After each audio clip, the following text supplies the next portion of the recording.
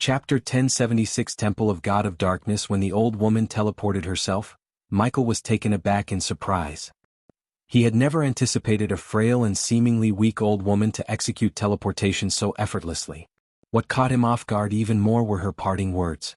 What could she have meant by "this place is not what it appears"? Michael mumbled under his breath, his curiosity piqued. What a freaky bitch. That old lady must know what happened to Carmela, the blonde brother remarked. Who is she? Michael inquired. Just a few moments earlier, he had little interest in the ongoing dispute. However, the old woman's cryptic words and the undeniable fact that he was not standing in a swamp had compelled him to take an active role in the situation. Someone not to be trusted, that's for sure, replied the bald-headed brother. Then the blonde-haired man scrutinized Michael closely. It became evident that they had never seen him in the vicinity before. You're new around here. Where are you from? The blonde young man queried. I come from a distant land, Michael responded truthfully.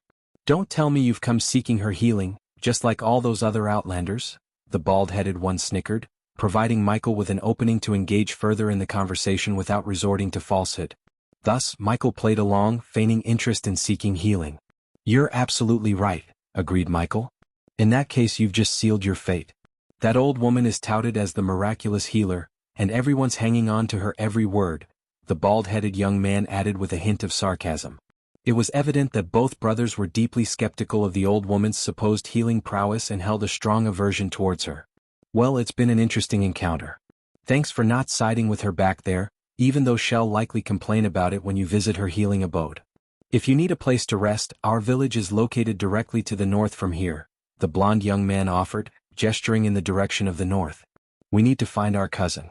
I preferred this place when it was just an ugly damn swamp, the bald-headed man grumbled, turning away and taking a few steps. Michael was taken aback upon hearing his words. Wait, Michael called out, hastening his steps to catch up with the two brothers. They turned around as he approached.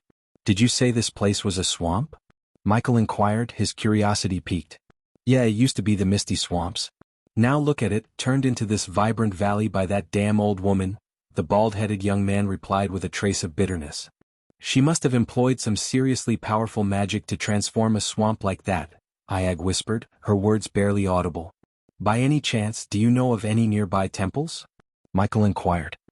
He refrained from mentioning the temple of the God of Darkness, unsure of how the young men might react or whether they were even aware of such a temple's existence. To Michael's astonishment, the brothers were indeed familiar with the temple. There was one. A temple dedicated to the God of Darkness. But that old woman razed it to the ground and built her dwelling in its place, the blond young man explained.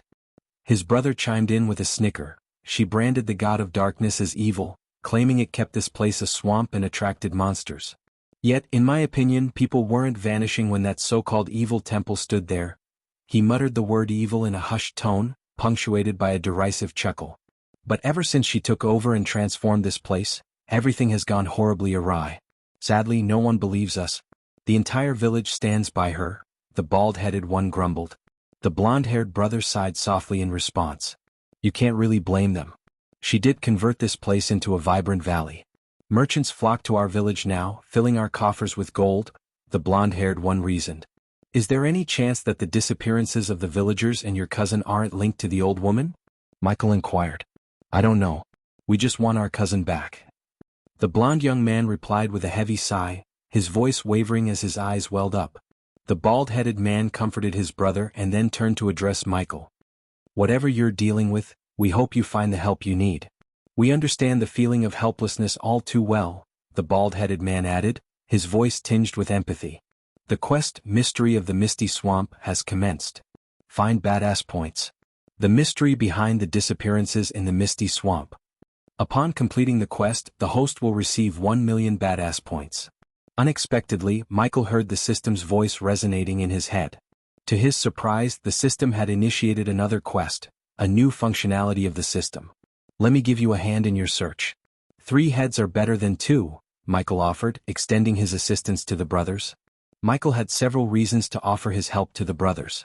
First and foremost, he had decoded a Morse code message instructing him to go to the God of Darkness temple in the Misty Swamps. He was determined to uncover the identity of the individual who had left that coded message. Second, his curiosity about the ongoing disappearances motivated him. Thirdly, the promise of 1 million badass points was undeniably appealing. Lastly, the brothers themselves appeared to be genuine and kind-hearted souls, and assisting them in achieving their goal aligned well with his intentions. The two brothers seemed surprised by his offer but wore skeptical expressions. Why would you want to help us? Assisting us could jeopardize any chance you have of receiving healing from that old woman. We were driven out of our village for opposing her, the young blonde one voiced his concerns. We were exiled, and if you help us, you might face the same fate of being banned from our village, added the bald one. That's not an issue. I have a knack for finding people and you'll need my help. Besides, I don't give a damn if your village exiled me. I'm an outsider, Michael replied nonchalantly. After sharing a glance, the two brothers let out resigned sighs, realizing that their desperation to locate their cousin overrode their concerns, and they reluctantly accepted Michael's offer of help. Vidora remained perched silently on Michael's shoulder, observing as he followed the brothers through the rugged path. I'm Veer and this is my brother Hal, introduced the blond young man. Nice to meet you both. I'm John, Michael responded using a fabricated name. Revealing his true identity as the god of darkness to the brothers would undoubtedly leave them crap their pants. What about the three-headed snake on your shoulder?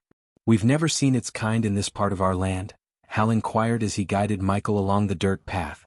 Don't take this the wrong way, but are you by any chance a worshipper of the god of darkness? I mean, you're dressed all in black and you asked us about a temple nearby, Vera, the blonde-haired young man, inquired of Michael. Yeah, he does give off that vibe like one of the god of darkness followers.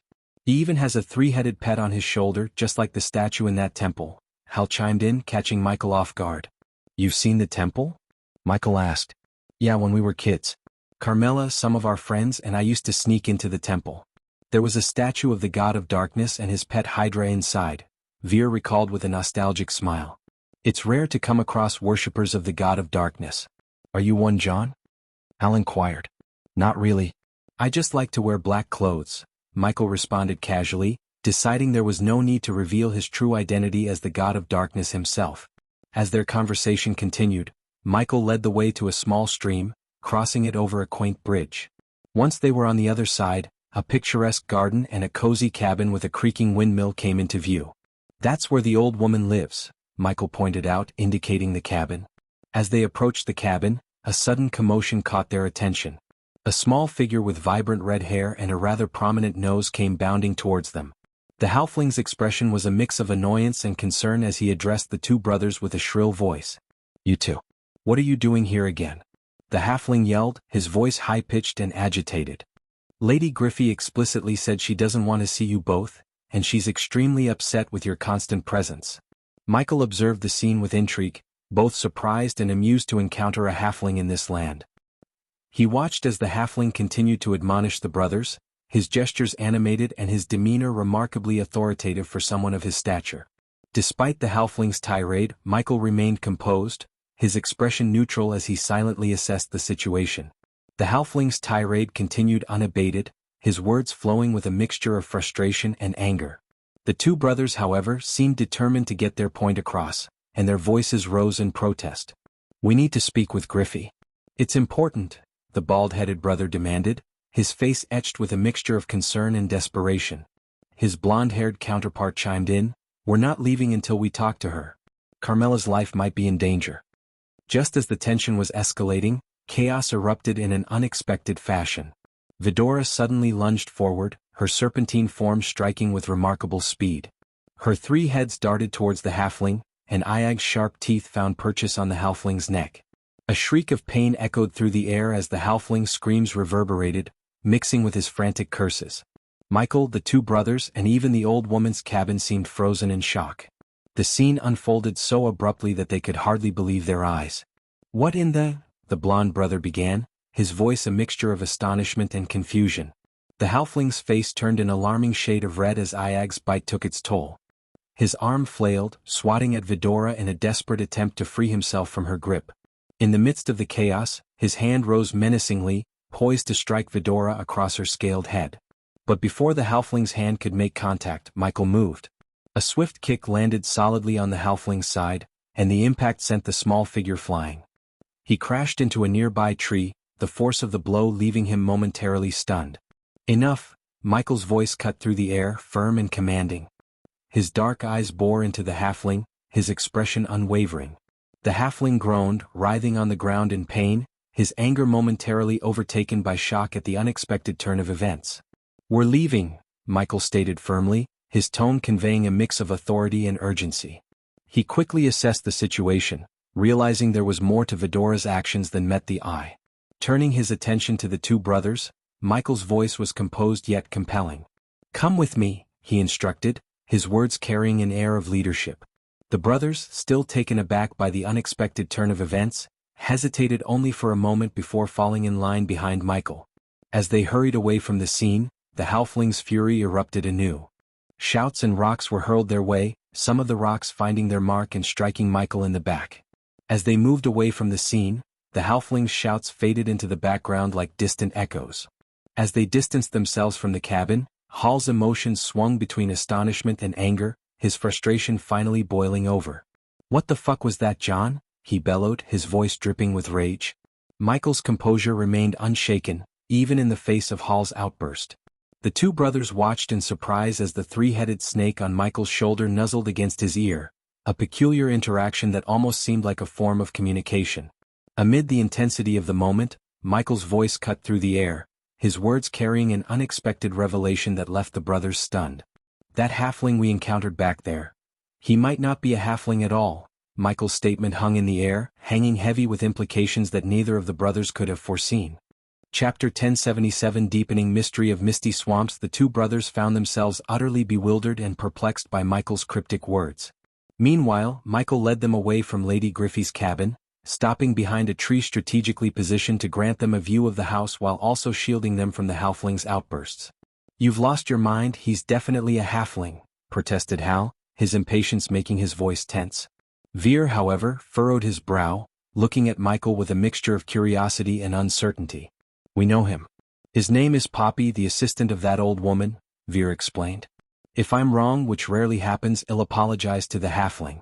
But if I'm right, knocking on the old woman's door might not be a great idea," Michael warned, his voice laced with a sense of caution. "I have no idea what you're talking about," Hal retorted, but his words ceased abruptly when Michael conjured emerald green flames. The sight of the dancing green flames above Michael's hands left Veer and Hal wide-eyed in astonishment. "You're an alchemist," Veer exclaimed as realization dawned on him.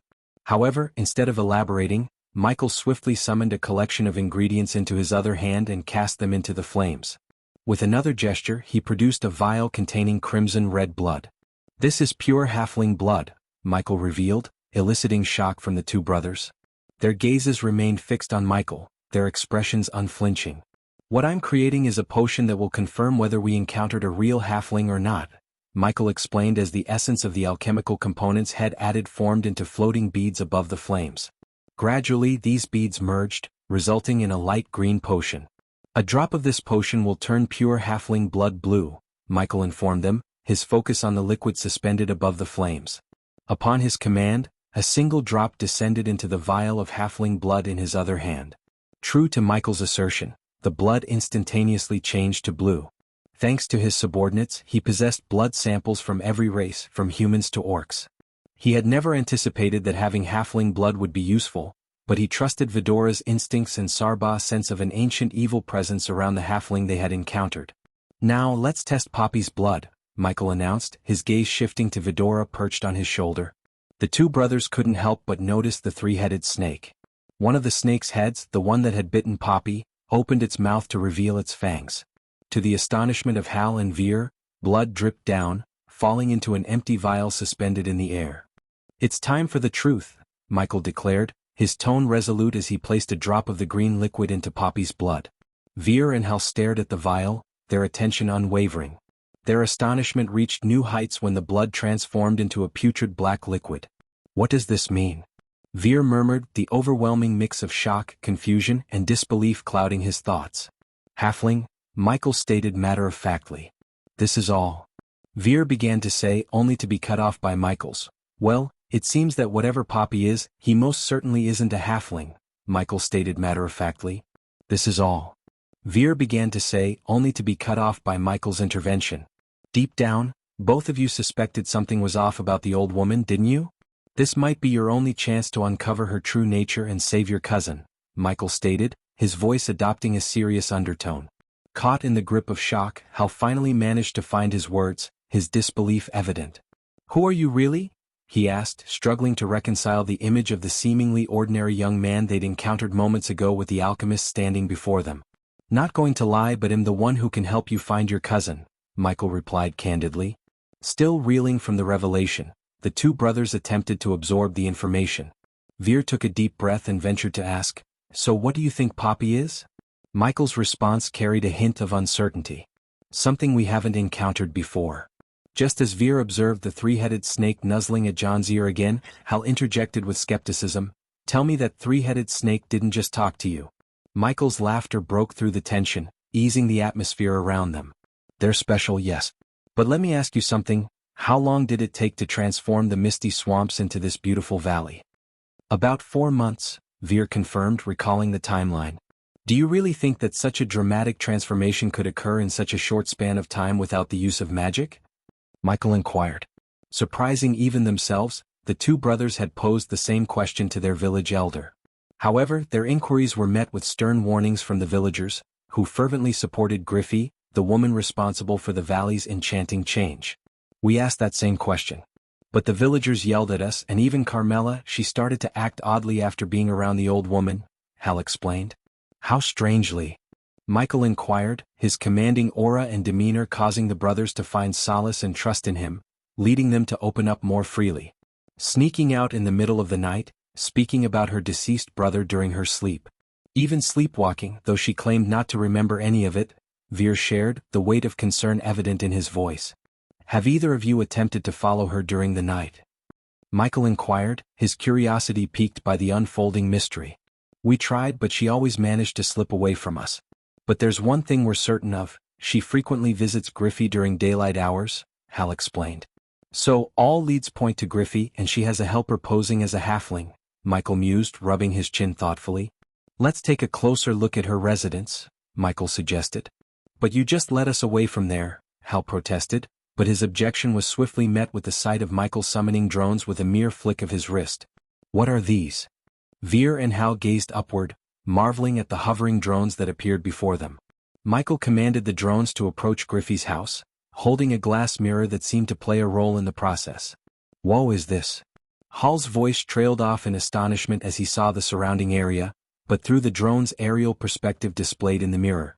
However, the feed from the drones suddenly flickered, and Michael observed the obstruction through the trees, realizing that the drones were unable to proceed. "What's happening?" Veer inquired, the confusion evident in his tone. "It's a force field," Michael explained, his voice tinged with a mixture of amusement and surprise. "A force field? How powerful is that old woman?" Hal's raised eyebrows conveyed a blend of shock and trepidation as the realization dawned on the brothers.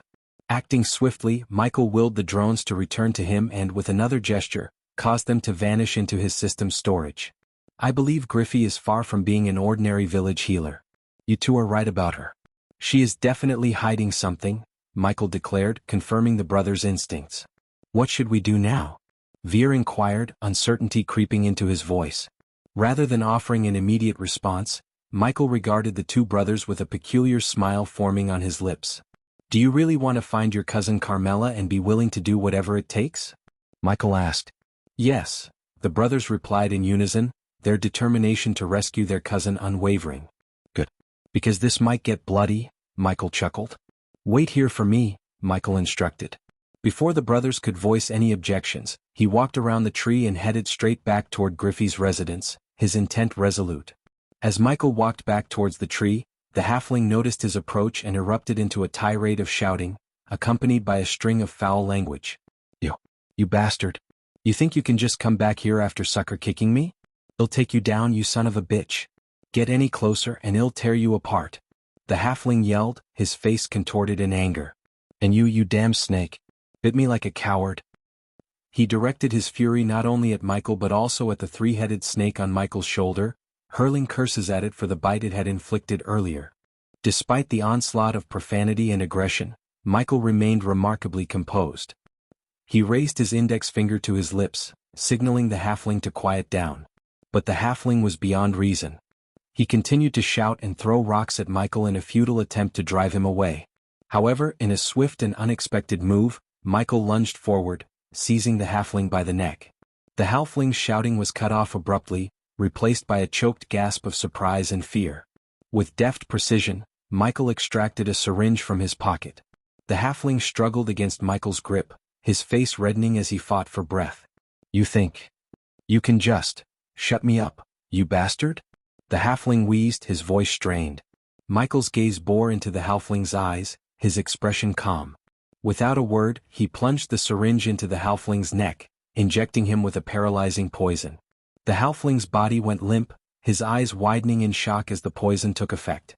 His voice faded into silence, and his struggles ceased as his muscles grew slack. He stared at Michael with a mix of anger and fear, his ability to curse now robbed from him. "Looks like you won't be causing any more trouble," Michael said calmly, his voice devoid of emotion. Michael hauled Poppy's paralyzed body over to where Veer and Hal stood, shock etched across their faces as they stared at the motionless form of the halfling. What did you do?" Hal's voice trembled with disbelief as he struggled to comprehend the situation. Michael's response was swift and forceful. He slammed Poppy's limp body against a nearby tree, making a dull thud. "Is he alive?" Veer's voice quivered with a mix of concern and fear as he examined Poppy's unmoving figure. Veer's sharp gaze caught a subtle movement in Poppy's eyes, indicating that he was still conscious and aware. "He's just paralyzed," Michael replied calmly, his tone revealing little emotion. "Where is Carmela?" Hal's voice dripped with anger and desperation. He demanded answers, his emotions bubbling to the surface. "He can't talk," Veer noted, his eyes darting between Poppy and Michael. In response, Michael retrieved another syringe and positioned it near Poppy's mouth. "I need some answers, Poppy. I know you're not what you appear to be, and if you want to keep your heart intact, you better answer my questions truthfully." Michael's words cut through the air, dripping with a chilling calmness. Poppy's widened eyes reflected a mix of shock, surprise, and growing fear at the gravity of the situation. Chapter 1078 New Race and New Threat. Poppy's body was immobilized by the effects of the paralyzing poison, rendering him unable to struggle or even shout. His mouth barely moved, and his attempts to resist were futile against the potent poison coursing through his veins. Michael proceeded to inject a colorless liquid into Poppy's mouth, giving him the ability to speak by giving the antidote to the paralyzing poison around his mouth. "What are you?" Michael's tone was cold and calculating as he posed his question, leaving Hal and Veer trembling with a mixture of fear and excitement. The two brothers, unaccustomed to such perilous situations, were captivated by the unfolding drama of seeing Michael hold Poppy captive, a figure who had once been arrogant and disdainful towards them. Their desperation for answers and help overshadowed any reservations they might have had. "I've never felt like this before," Hal admitted, his anticipation barely contained. The prospect of breaking away from their ordinary lives and facing the unknown intrigued them both. Poppy's voice wavered as he managed to speak through his paralyzing condition, struggling to comprehend the dire situation he found himself in. "What kind of twisted sick person are you?" "I'm Poppy, Griffey's helper," he managed to stammer, only to witness Michael retrieve yet another injection, this time filled with a red liquid. Poppy's panic escalated as Michael explained the effects of the new potion, the uncertainty of his fate looming before him. "This will activate all the pain receptors in your body simultaneously. In simple terms, you'll experience excruciating pain in every inch of your being," Michael explained, his voice devoid of empathy. "No. Please, no," Poppy pleaded in desperation. "I warned you not to lie to me," Michael retorted coldly. As he moved to inject the potion into Poppy's neck, Veer intervened, grasping Michael's hand. "John, do we really need to go this far? I hate this guy as much as the next guy, but this seems excessive," Veer implored with a hint of compassion in his voice. "Whose life do you value the most? A fakeling like his or your cousin's?" Michael posed a chilling question, forcing Veer to confront the gravity of their situation. The choice between Poppy's well-being and the life of their missing cousin weighed heavily on his mind. Reluctantly, Veer released Michael's hand, allowing him to administer the painful potion. "Keep his mouth shut," Michael ordered Hal, who complied willingly due to his deep-seated resentment for Griffey and Poppy. Hal's determination to find Carmela was fueled by an intense hatred that knew no bounds. As the potion entered Poppy's bloodstream, his screams of agony were stifled by Hal's hand over his mouth.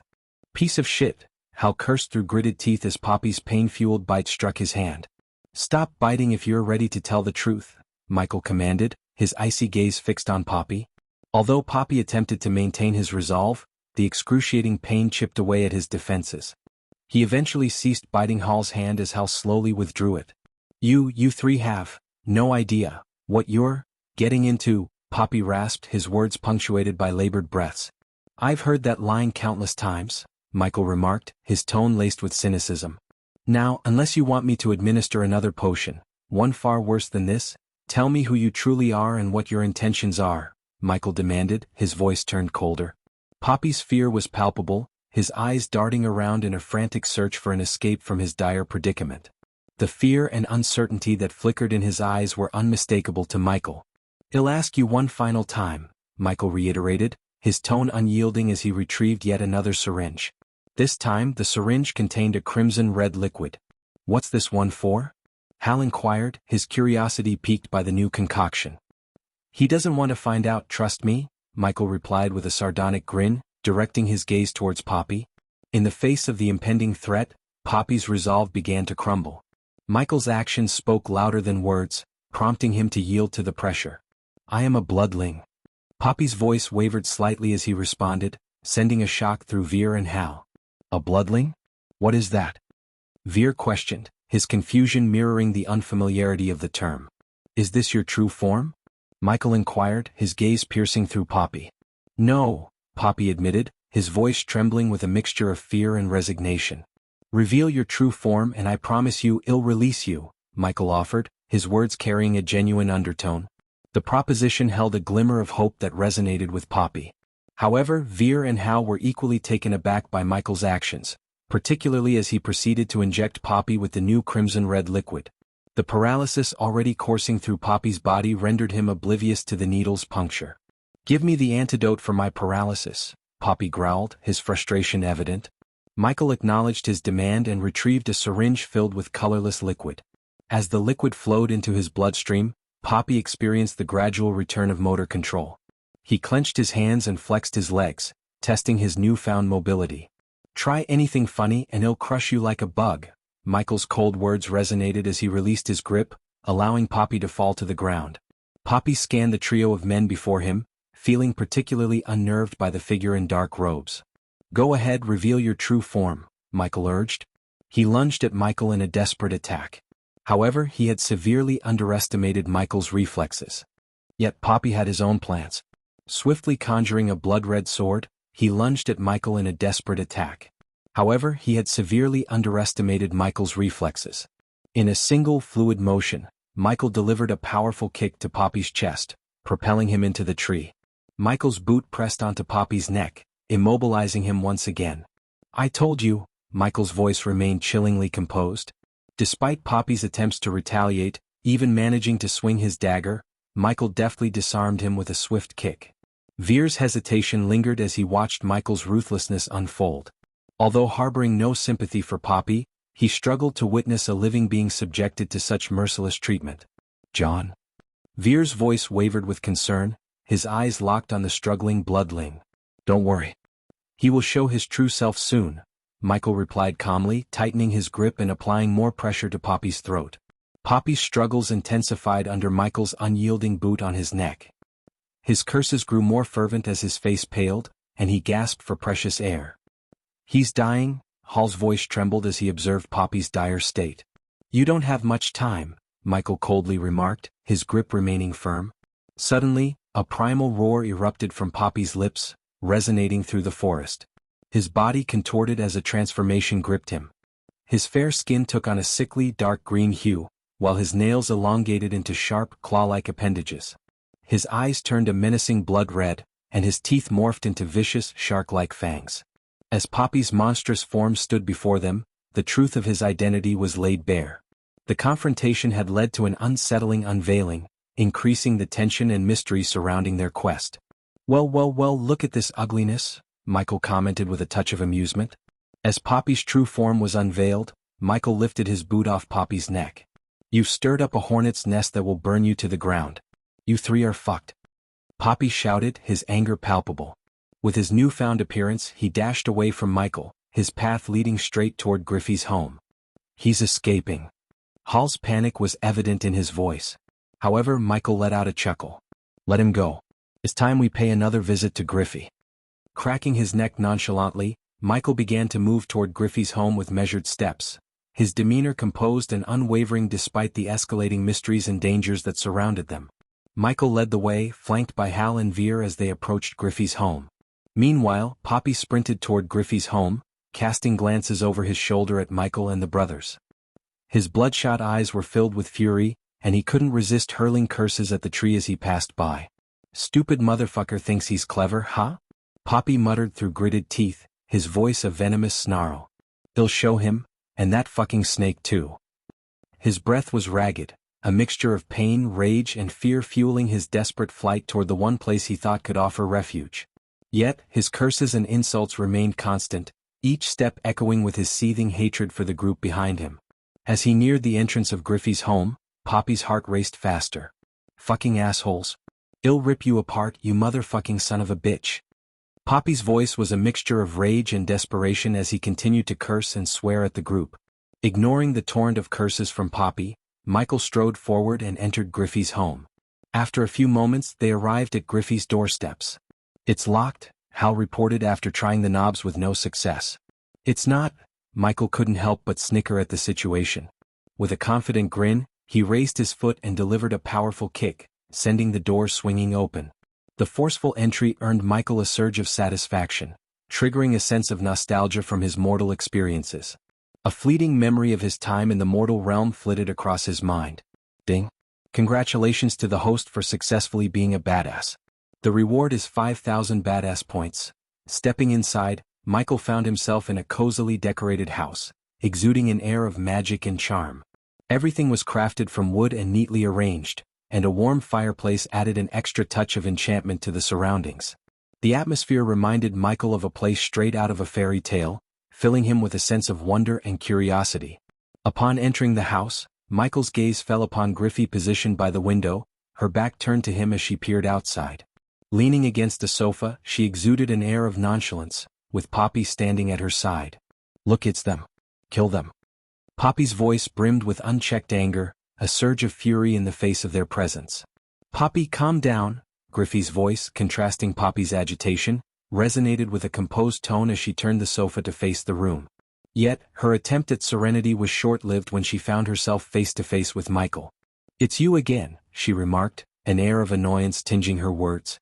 "Young man, you'd better have a damn good reason for laying a hand on and tormenting my humble servant."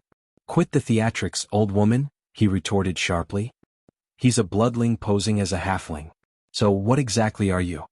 Instead of addressing Michael's question, the old woman simply waved her hand, and with an almost eerie precision, the door sealed shut behind them.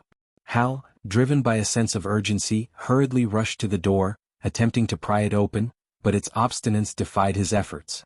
"Forget what happened here and leave my realm," the old woman's voice dripped with a malevolent undertone, her command laced with dark intent. Michael calmly shrugged. "Sure thing. Just tell us where Carmela is and we'll be on our way. We know you are hiding her. What have you done to Carmela?" Hal's voice surged with a potent mix of concern and anger, his emotions laid bare. The old woman's response was a chilling laughter, an echo of her amusement in the face of their outrage. "I haven't done anything to Carmela." Her voice remained calm, and with a single clap of her hands the room shifted. Soon, the presence of more bloodlings emerged from the shadows. They escorted a young woman with golden hair, garbed in fancy robes that befitted a princess. "Hal Veer." Carmela's voice rang out in a mixture of shock and elation, her astonishment at seeing them evident in her eyes. However, her delight was swiftly overshadowed by fear as her gaze settled on Griffey. "Go away. I don't need you too." Carmela's joyful cry transformed into a desperate plea, her eyes wide with a terror that seemed directed not at her cousins, but at the enigmatic figure before her. "Carmela?" Veer and Hal's excitement surged as they began to move towards her, driven by the relief of finding her. Yet, their urgency halted abruptly when they approached Griffey. In a swift and uncanny motion, the old woman raised her hand, conjuring a fierce blast of wind that tore through the air with violent intent. Hal and Veer were swept off their feet, their forms sent hurtling through the air before being forcefully pinned against the wall.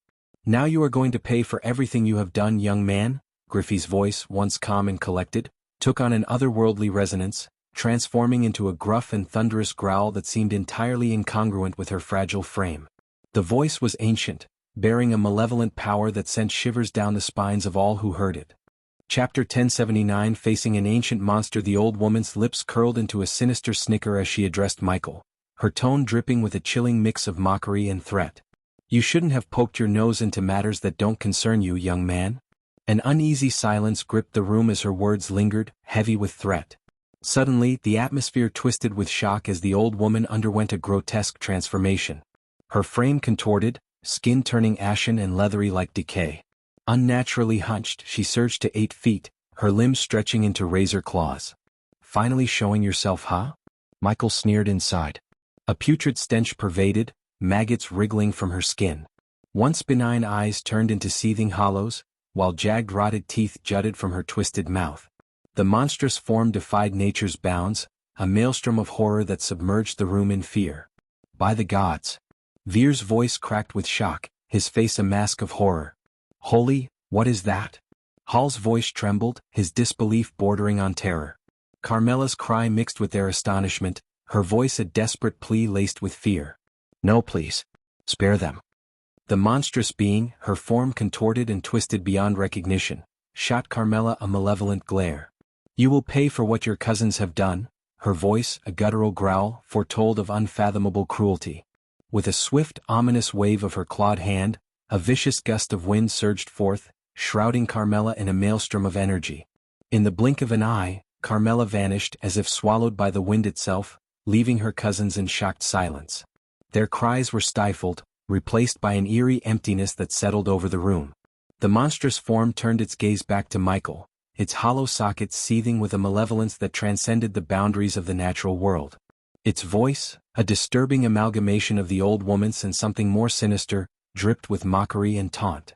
"You meddle in affairs you cannot comprehend, young man. Your presence here will be your undoing. Let her go."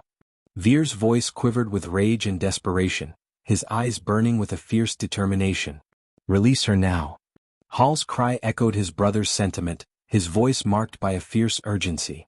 But the monstrous entity, her form radiating malevolence, merely responded with a dismissive wave of her hand.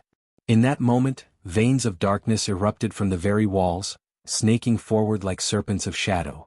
With eerie precision, they wrapped themselves around the brothers' mouths, silencing their pleas and cries in an instant. Veer and Hall's voices were muffled, their eyes wide with shock and alarm. However, Michael remained calm as Griffey, now showed her true self as a monster, looked at her bloodling minions including Poppy. "Does this sight fill you with fear, young man?"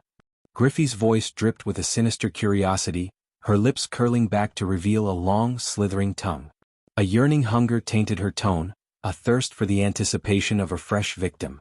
"If anything, this makes me feel disgusted," Michael retorted, his response cutting through the air with a touch of defiance. He met her unsettling gaze head-on, unflinching in the face of her malevolence.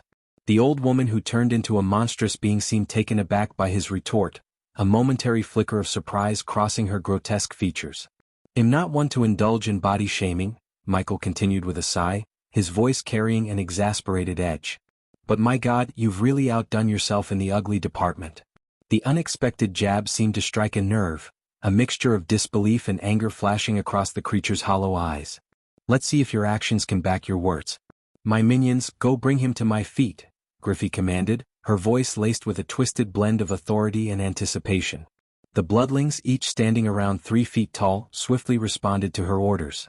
Without a trace of fear, they surged forward toward Michael, their movements determined and predatory. Hisses and curses dripped from their lips as they closed in on him, an eerie chorus of malice that echoed through the air. The bloodlings surged forward, their voices dripping with disdain as they spat out derogatory terms. "Human scum," one sneered while another hissed, "mortal fool." With no hesitation they rushed toward him, their movements quick and purposeful. Yet, Michael remained eerily calm in the face of their onslaught. He calmly cracked his fingers, a casual gesture that belied the tension of the moment. In the midst of their aggression, Poppy's voice suddenly pierced the air, cutting through the tension. "Avoid his needles, you fools," he bellowed at his fellow bloodlings, his words echoing with a mix of caution and urgency. The sudden outburst confused some of the bloodlings, a flicker of hesitation crossing their eyes. Michael seized this moment of uncertainty to his advantage. His hand moved with deliberate slowness, revealing the hilt of a dark sword hidden at his side. The glint of malevolent steel caught the dim light, casting an eerie shimmer that danced across the room. With a taunting grin, Michael addressed the advancing bloodlings. "Well, let me see what you bloodlings are made of." His voice carried a mocking challenge, each word an unspoken dare that hung in the air. As the bloodlings lunged, their distorted features contorted with a mix of fury and desperation, Michael's response was a symphony of controlled aggression. His fingers wrapped around the hilt of the dark sword, and with a fluid motion, he unsheathed it, revealing the blade that glimmered with a malevolent aura. The clash erupted with a deafening intensity. Michael moved with an uncanny precision, his strikes landing true and merciless. The sword cleaved through the air with a lethal grace, the blade connecting with the bloodling's frail forms. Blood splattered in grotesque arcs, painting the scene with a morbid red as the bloodling's once vicious hisses transformed into anguished cries of pain and shock. "You'll pay for this," one of the bloodlings spat, his voice carrying a note of desperation as he writhed in agony. Michael's reply was a grim smile, his movements a chilling display of mastery. With each swing, heads and bodies were severed as if they were naught but fragile twigs. The room echoed with the sickening sound of flesh meeting steel, punctuated by the wet thuds of severed limbs hitting the ground. In a matter of minutes, the battle had turned into a massacre. The once threatening bloodlings now lay in lifeless heaps, their torment at an end. Amidst the aftermath, the old woman's voice carried a tinge of amusement. "Impressive. Your skills are quite the spectacle, young man." Poppy's response, however, held a tinge of fear. "This isn't good. He's more lethal than I thought." "Poppy, come here." The old woman's sudden call reached out for her sole remaining minion. While Michael had indeed ignited fear within Poppy, it was clear that the terror inspired by Griffey was far greater.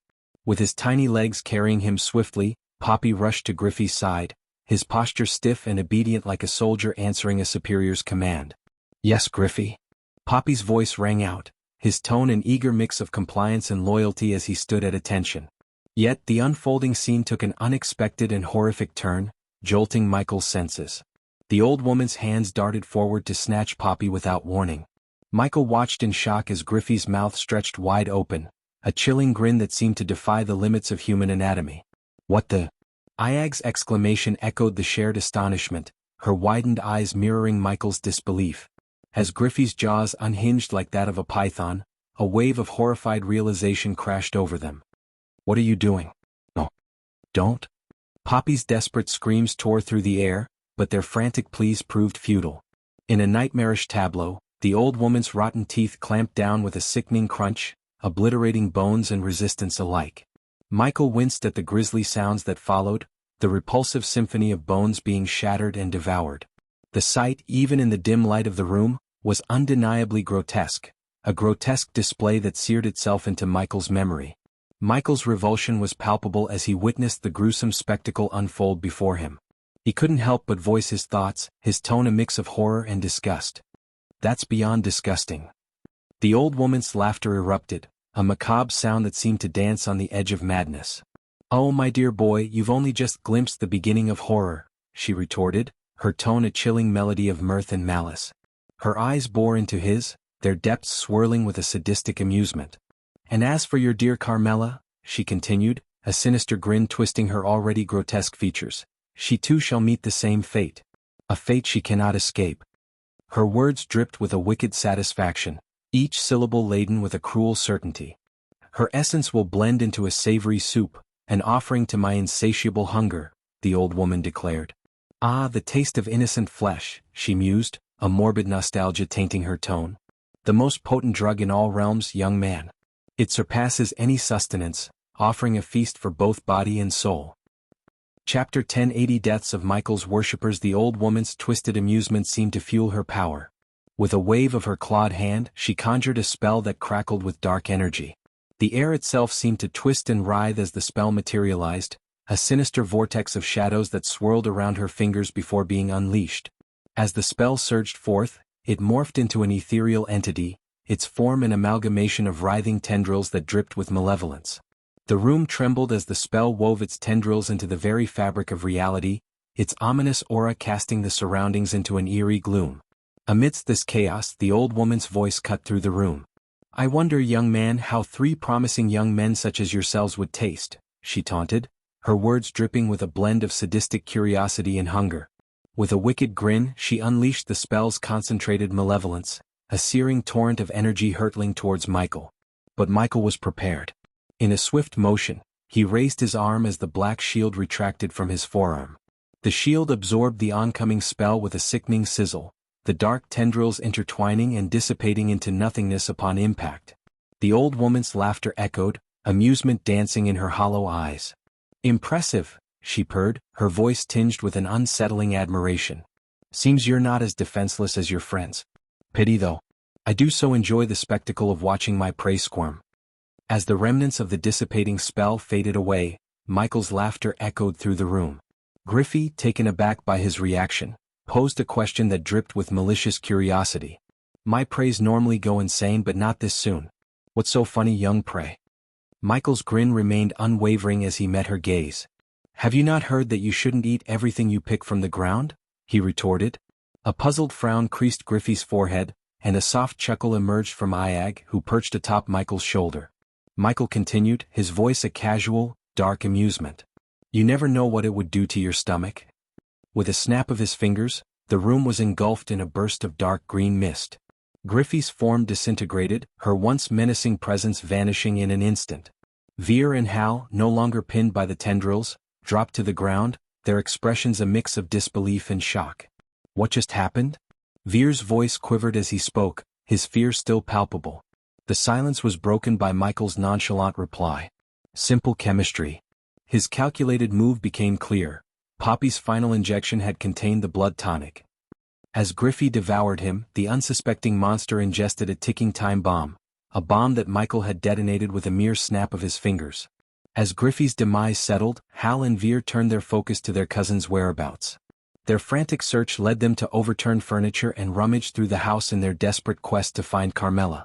She's not hiding under a sofa, Hal, Veer remarked, his gaze shifting towards Michael. He recognized that Michael's unique skills might hold the key to locating Carmela. She was teleported. I have a few ways to find Dash, Michael began to explain before he was interrupted by an unsettling realization. The system, which had always given him notifications for successful eliminations, had remained silent. His brows furrowed as he processed this unusual occurrence. What? Hal and Veer exchanged expectant glances, eager for Michael's explanation. The two of you should leave this place as soon as you can. Michael's tone was grave, carrying a weight of urgency. Confusion and frustration mingled in Hal's voice as he protested. But you killed her, somehow. I don't know how, but you did, Veer added. Leave this place. Michael's voice, now somber, broke through the chaos, halting their frantic efforts. Why would we leave? We can't go without Carmela. Hal's retort was fueled by his concern for his cousin. Veer echoed the sentiment, his determination unyielding. We won't leave without her. However, Michael was not in the mood to argue. Without further explanation, he marched to the door and with a powerful kick, splintered the wooden barrier. His gaze fell upon the once vibrant valley, now replaced by a mist-shrouded, foul-smelling swamp. The foul swamp stretched in every direction, an expanse of murky waters and twisted trees that seemed to writhe in the mist. The air hung heavy with the stench of decay, and a damp chill settled into their bones. The atmosphere was oppressive, thick with an eerie silence broken only by the occasional croak of unseen creatures. Veer's voice quivered with a mix of dread and disbelief as he glanced around. This is the misty swamps, he murmured, his words tinged with a sense of recognition that mirrored the shock in his eyes. Michael's voice cut through the tension, his tone laced with an undercurrent of authority. The illusion that Griffey cast over this realm has dissipated. We're truly in the misty swamps now. As if on cue, the veil of deception that had obscured their surroundings was lifted, revealing the grim reality that now enveloped them. The twisted trees and stagnant waters stretched out before them, a testament to the treacherous nature of this realm. Take them outside the swamp, Michael's command rang out as he turned to Vidora, a decisive tone coloring his words. Veer and Hal exchanged stunned glances, their surprise evident as Michael continued to issue instructions. If you find yourselves in danger, use your teleportation, Michael added, his gaze shifting to Kane. In a swift motion, he seized Vidora and handed her over to Veer. They'll return with your cousin. Now go, time is running short, Michael urged, giving them a firm push towards the swamp's edge.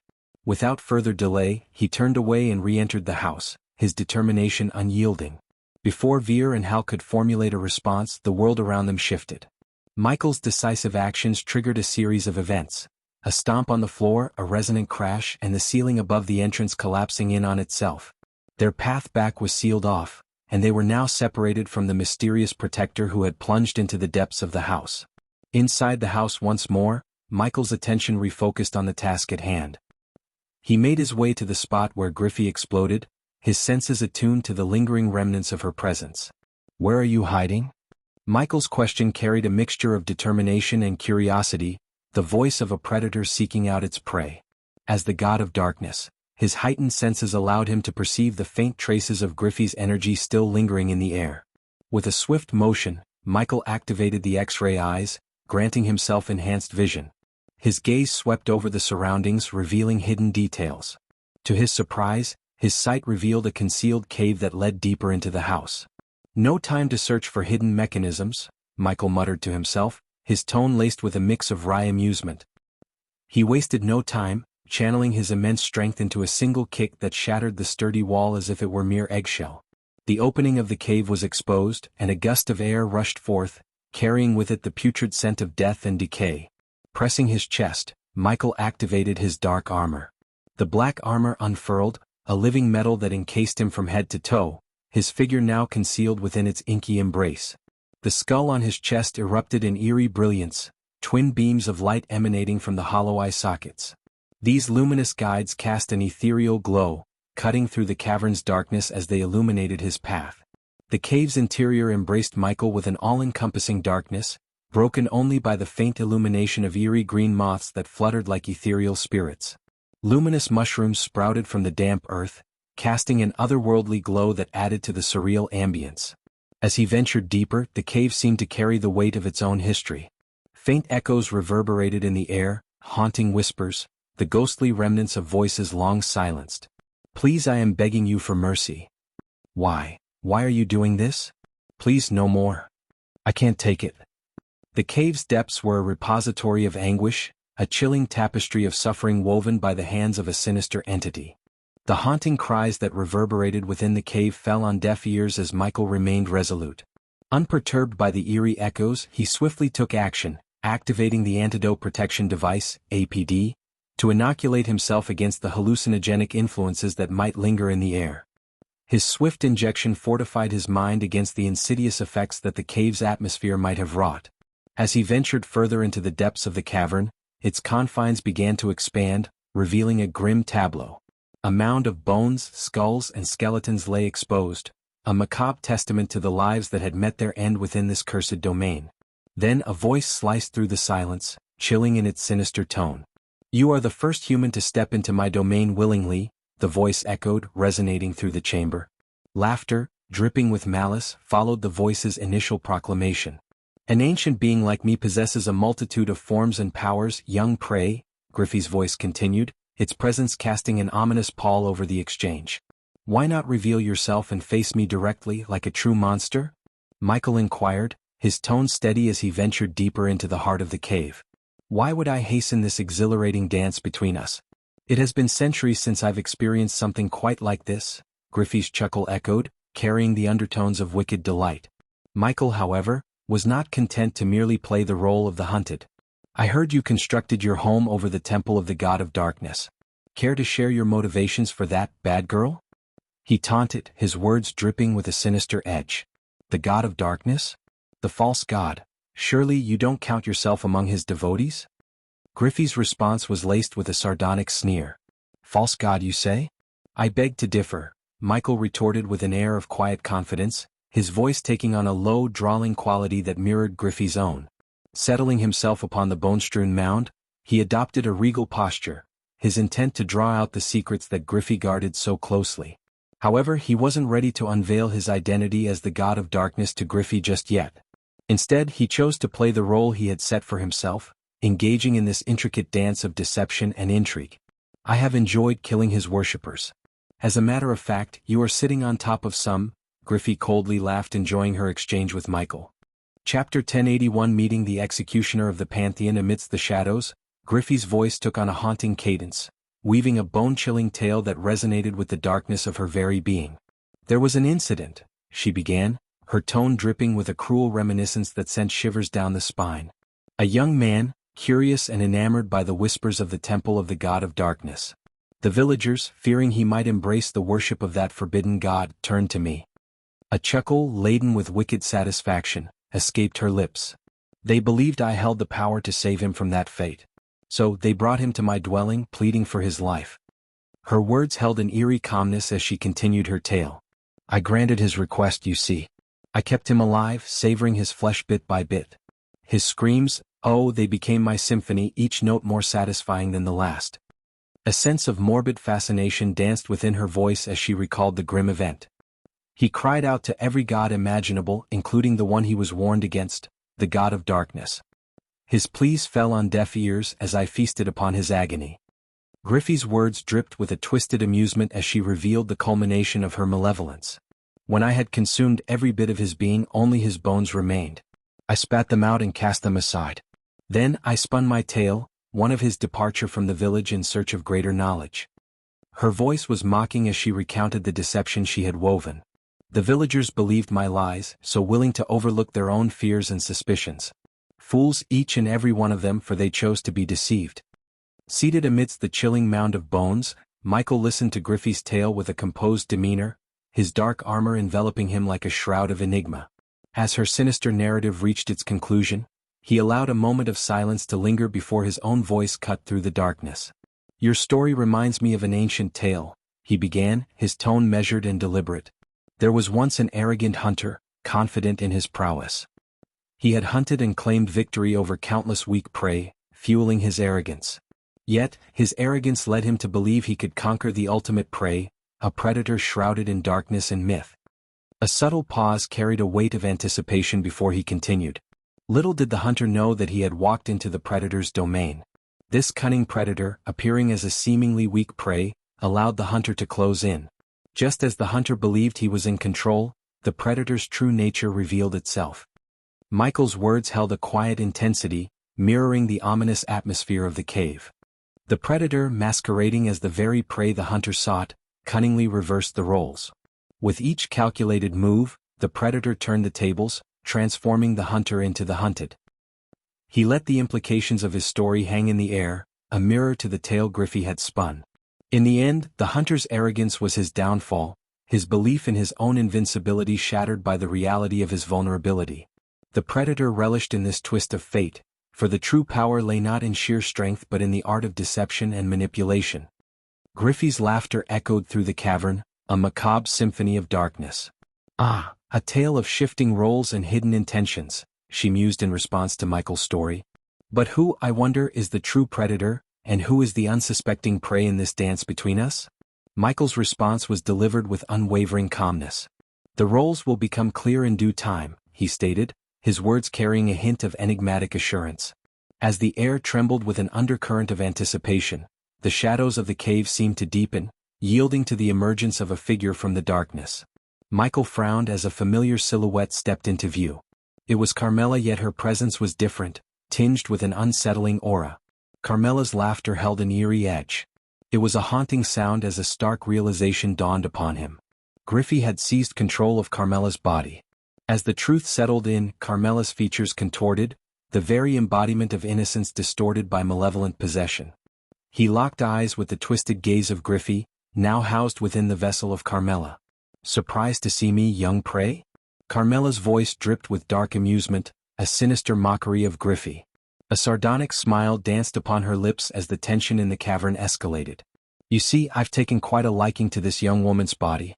Such potential, such vulnerability, the perfect canvas for my art. Griffey's taunts laced each word she spoke, a challenge that lingered in the air like a poison. What will you do, I wonder? Will you harm this delicate vessel, or will you hesitate, torn between your duty and your emotions? A ripple of laughter spilled from Michael's lips, a calculated response that halted Carmela's steps, freezing her possessed form in place. Duty and emotions? Ha ha, he chuckled, his voice carrying an air of confident mockery that echoed through the cavern.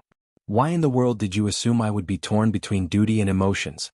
I am an angel of death, not an angel of mercy, Michael declared, testing the waters by claiming his identity as an angel. The revelation of his identity as an angel was a calculated gamble, a move to unsettle the creature that now inhabited Carmela's form. He was acutely aware that ancient monsters like Griffey often leaned on their raw power, blinded by arrogance that dulled their strategic thinking. This vulnerability was his advantage, a chink in her armor that he aimed to exploit. In other words, they had relied on brute force for so long that their intellect had waned over time. An angel, you say? Carmela's voice, now a vessel for Griffey's presence, carried a tinge of mocking amusement. In this godless realm, not even your god of death can breach my dominion, let alone grant you his powers. A serene smile tugged at Michael's lips, hidden beneath the facade. He breathed a silent sigh of relief, his facade bearing the weight of his true thoughts. So you're telling me that even my almighty God can't sense my presence? Michael feigned anger, casting doubt on the claim. Indeed, not even the Pantheon can. Now let's see who is the predator and prey. Carmela's form, now twisted by Griffey's possession, emitted a sinister chuckle. Unbeknownst to Michael, Griffey's ethereal fusion realm cultivation stage remained beyond his perception. Yet, his divine nature as a god surpassed her in strength. With her confirmation that the Pantheon's reach did not extend into her domain, Michael found himself unshackled, free to wield his powers without restraint. To refresh your memories equals Initiate Realm, Chi Awakening Realm, Spiritual Embryo Realm, Elemental Attunement Realm, Celestial Resonance Realm, Soul Ignition Realm, Ethereal Fusion Realm, Void Transcendence Realm, and Divine Ascendancy Realm. Ah, the angel thinks he can stand against me, Griffey's voice, now emanating from Carmela's form, dripped with malicious glee. Your god's protection won't save you here. Before Griffey's incredulous words could fully register, Michael materialized behind her using shadow teleportation. Her shock was palpable as his hand closed around Carmela's face, fingers glowing with a dark aura as he activated his soul devourer skill. A guttural roar escaped Griffey's lips as Michael initiated the extraction, his grasp tugging at Griffey's soul ensnared within Carmela's body. This power, no angel is capable of this feat. Griffey's voice trembled with disbelief, yet Michael persisted in pulling her soul free. Unexpectedly, Carmela fought back with a burst of strength, her fingers slashing across Michael's face. Deep gashes marred his skin, but they quickly sealed as the advanced regeneration potion surged through his veins. Griffey seized the opportunity to break free, distancing herself from Michael. Perched on an elevated rock formation, she looked down upon him with a mixture of curiosity and uncertainty. Let me see what kind of angel you are. Griffey's voice was laced with intrigue as she tasted the blood staining her fingers from the scratch she had inflicted. Carmela's possessed eyes widened as the essence of Michael's blood touched her senses. An unfamiliar sensation coursed through her, a hint of fear mingling with her previous arrogance. You are no angel.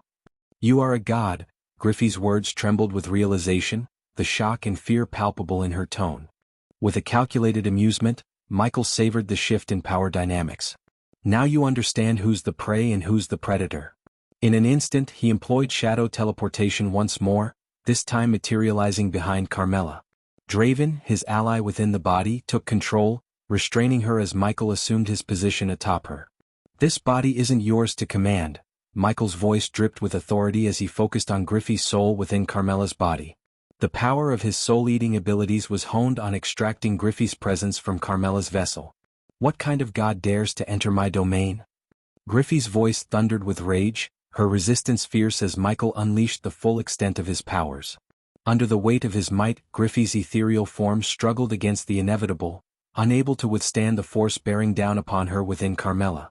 You'll find out soon enough, Michael growled, his determination unwavering as he slowly extracted Griffey's essence from its host. Gradually his hand closed around an ethereal white mist, pulling it from Carmela's form. Get out! With a final resounding roar, Michael wrenched Griffey's soul free from Carmela's grasp. As he held the captured essence in his hand, a chilling smirk crept onto his lips. The moment was ripe for Michael to absorb Griffey's malevolent soul, to end her reign of terror. His mouth parted, prepared to consume her essence and bring about her demise. But fate had other plans.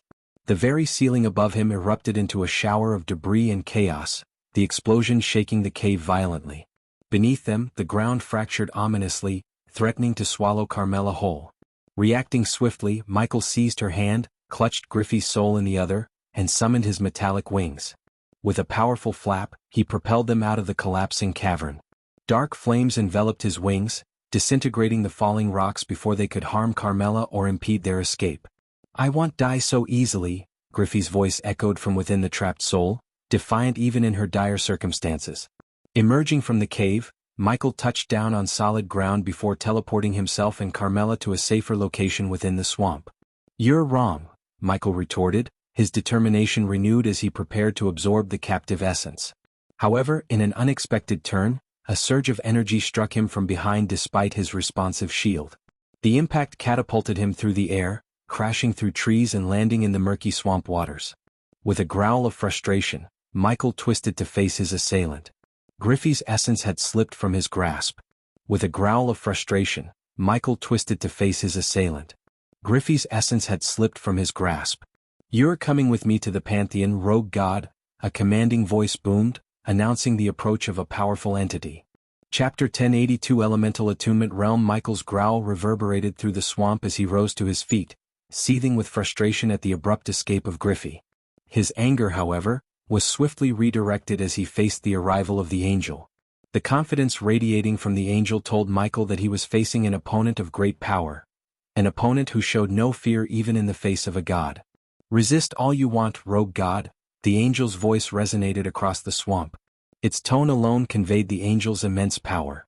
"You want escape through teleportation," the angel declared, producing a glowing red rune-engraved metal plate. The plate split into fragments that dispersed in every direction around Michael. Gradually, the space around him thickened, stifling his ability to employ shadow teleportation. "How did you find me?" Michael inquired, despite being aware that his use of power had alerted the Pantheon to his presence. An executioner from their ranks had tracked him down. "You're neither the first nor the last rogue god I'll hunt," the angel proclaimed with a commanding air. With little hesitation, Michael lunged at the angel, unleashing a barrage of rapid punches. The angel, however, didn't raise a hand to deflect the blows. Instead, he absorbed the onslaught, his body almost inviting Michael's assault. A final kick propelled the angel back, sending him crashing into the swamp's watery embrace. Yet, the angel swiftly rose to his feet. "A mere level 2 god, how disappointing," the angel sneered, astonishing Michael with his assessment. Enduring Michael's blows had allowed the angel to gauge his divine level. In an instant, the angel's wrist moved, revealing a small glass container containing a radiant sliver of energy. The energy emanating from the container was palpable. Michael surged toward the angel, recognizing the angel's intention to absorb the sliver of grace and amplify his abilities. However, as he charged forward, 2 massive hands emerged from the watery depths, seizing his legs. Michael glanced down to see imposing metallic hands locking onto his limbs. He strained to free himself, beating his metal wings to ascend into the air. Yet, he felt as though he were being drawn by mountains, their strength far surpassing even a god's immense might. "You will accompany me to the Pantheon, whether you like it or not," the angel declared before ingesting the grace sliver. The moment the energy entered the angel's mouth, a radiant glow enveloped him, catching Michael's attention. "Warning. The angel has reached God level 5. The system recommends the host to escape. Use a teleportation scroll." Michael shouted within his head. "Teleportation is unavailable. The host lacks the required points to break the teleportation lock." The system's response offered no aid to Michael. Reacting quickly, he unsheathed his dark swords and invoked the power of death. The surroundings plunged into absolute darkness. Nonetheless, the angel's radiance outshone the darkness, the disparity between a level 2 god and a level 5 god unbridgeable. "God of darkness, I've been anticipating your arrival in this realm," the angel spoke, his voice devoid of emotion. The 2 metal hands that had ensnared Michael's legs gradually emerged from the swamp, unveiling themselves as towering metal golems. These constructs stood nearly 10 feet tall, their bodies constructed from a dark ancient metal that seemed impervious to wear. Their eyes glowed with a malevolent red light, and their massive fists clenched ready for combat. "These golems have brought down so many rogue gods. And you will not be an exception," the angel said. Without hesitation, Michael engaged the golems, launching his attacks in a desperate bid to break free. Black lightning erupted from his hands, streaking toward the golems, but the bolts seemed to be absorbed by their metallic bodies. He then unleashed dark beams, hoping to pierce through their defenses, but the golems held firm. Even when he summoned dark flames that should have consumed everything in their path, the flames merely danced upon the golem's surfaces without inflicting damage. The angel, his power amplified by the grace, exerted control over the golems. With calculated precision, they advanced on Michael from both sides, their heavy footsteps sending tremors through the swamp. Each blow they struck was like the collision of mountains, and Michael's attempts to fend them off were growing increasingly futile. The quest The Mystery of the Misty Swamps is completed. The host has received 1,000,000 badass points. As Michael continued to battle the relentless golems and the empowered angel, the sudden notification from the system brought a glimmer of hope amidst the chaos. The prospect of earning a significant number of badass points through a completed quest was a welcome surprise. Amid the intense clashes and exchanges of power, Michael managed to steal a quick glance at the spot where he had left Carmela. To his relief, she was nowhere to be seen, and he deduced that she had likely found safety with their cousin outside the treacherous swamp. With no physical body, Griffey seemed to have momentarily halted her attacks and disappeared. With his focus back on the battle, Michael exerted his strength, causing the golem's hands to crack and buckle under his power. "If you surrender and come with me to the Pantheon, I will not hurt you," the angel coldly said. His grip on the golems tightened as he listened to the angel's cold offer. Surrender was not an option for Michael. His determination to survive and find a way out burned within him. In the midst of this life-or-death struggle, Michael turned to the system for aid, seeking a solution to escape the dire predicament. "System, take a loan and get me out of here," he growled silently within his mind, urgency coating his thoughts. The system can take a loan of 10,000,000 points and add it to the existing 11,000,000 badass points to find a solution. However, the host must survive at least 5 more minutes in this battle for the system to break the teleportation barrier. Warning: the host has no way of earning 25,000,000 points in this realm in a short amount of time. The system's notifications came rapidly, outlining the options and challenges before him. "Do it."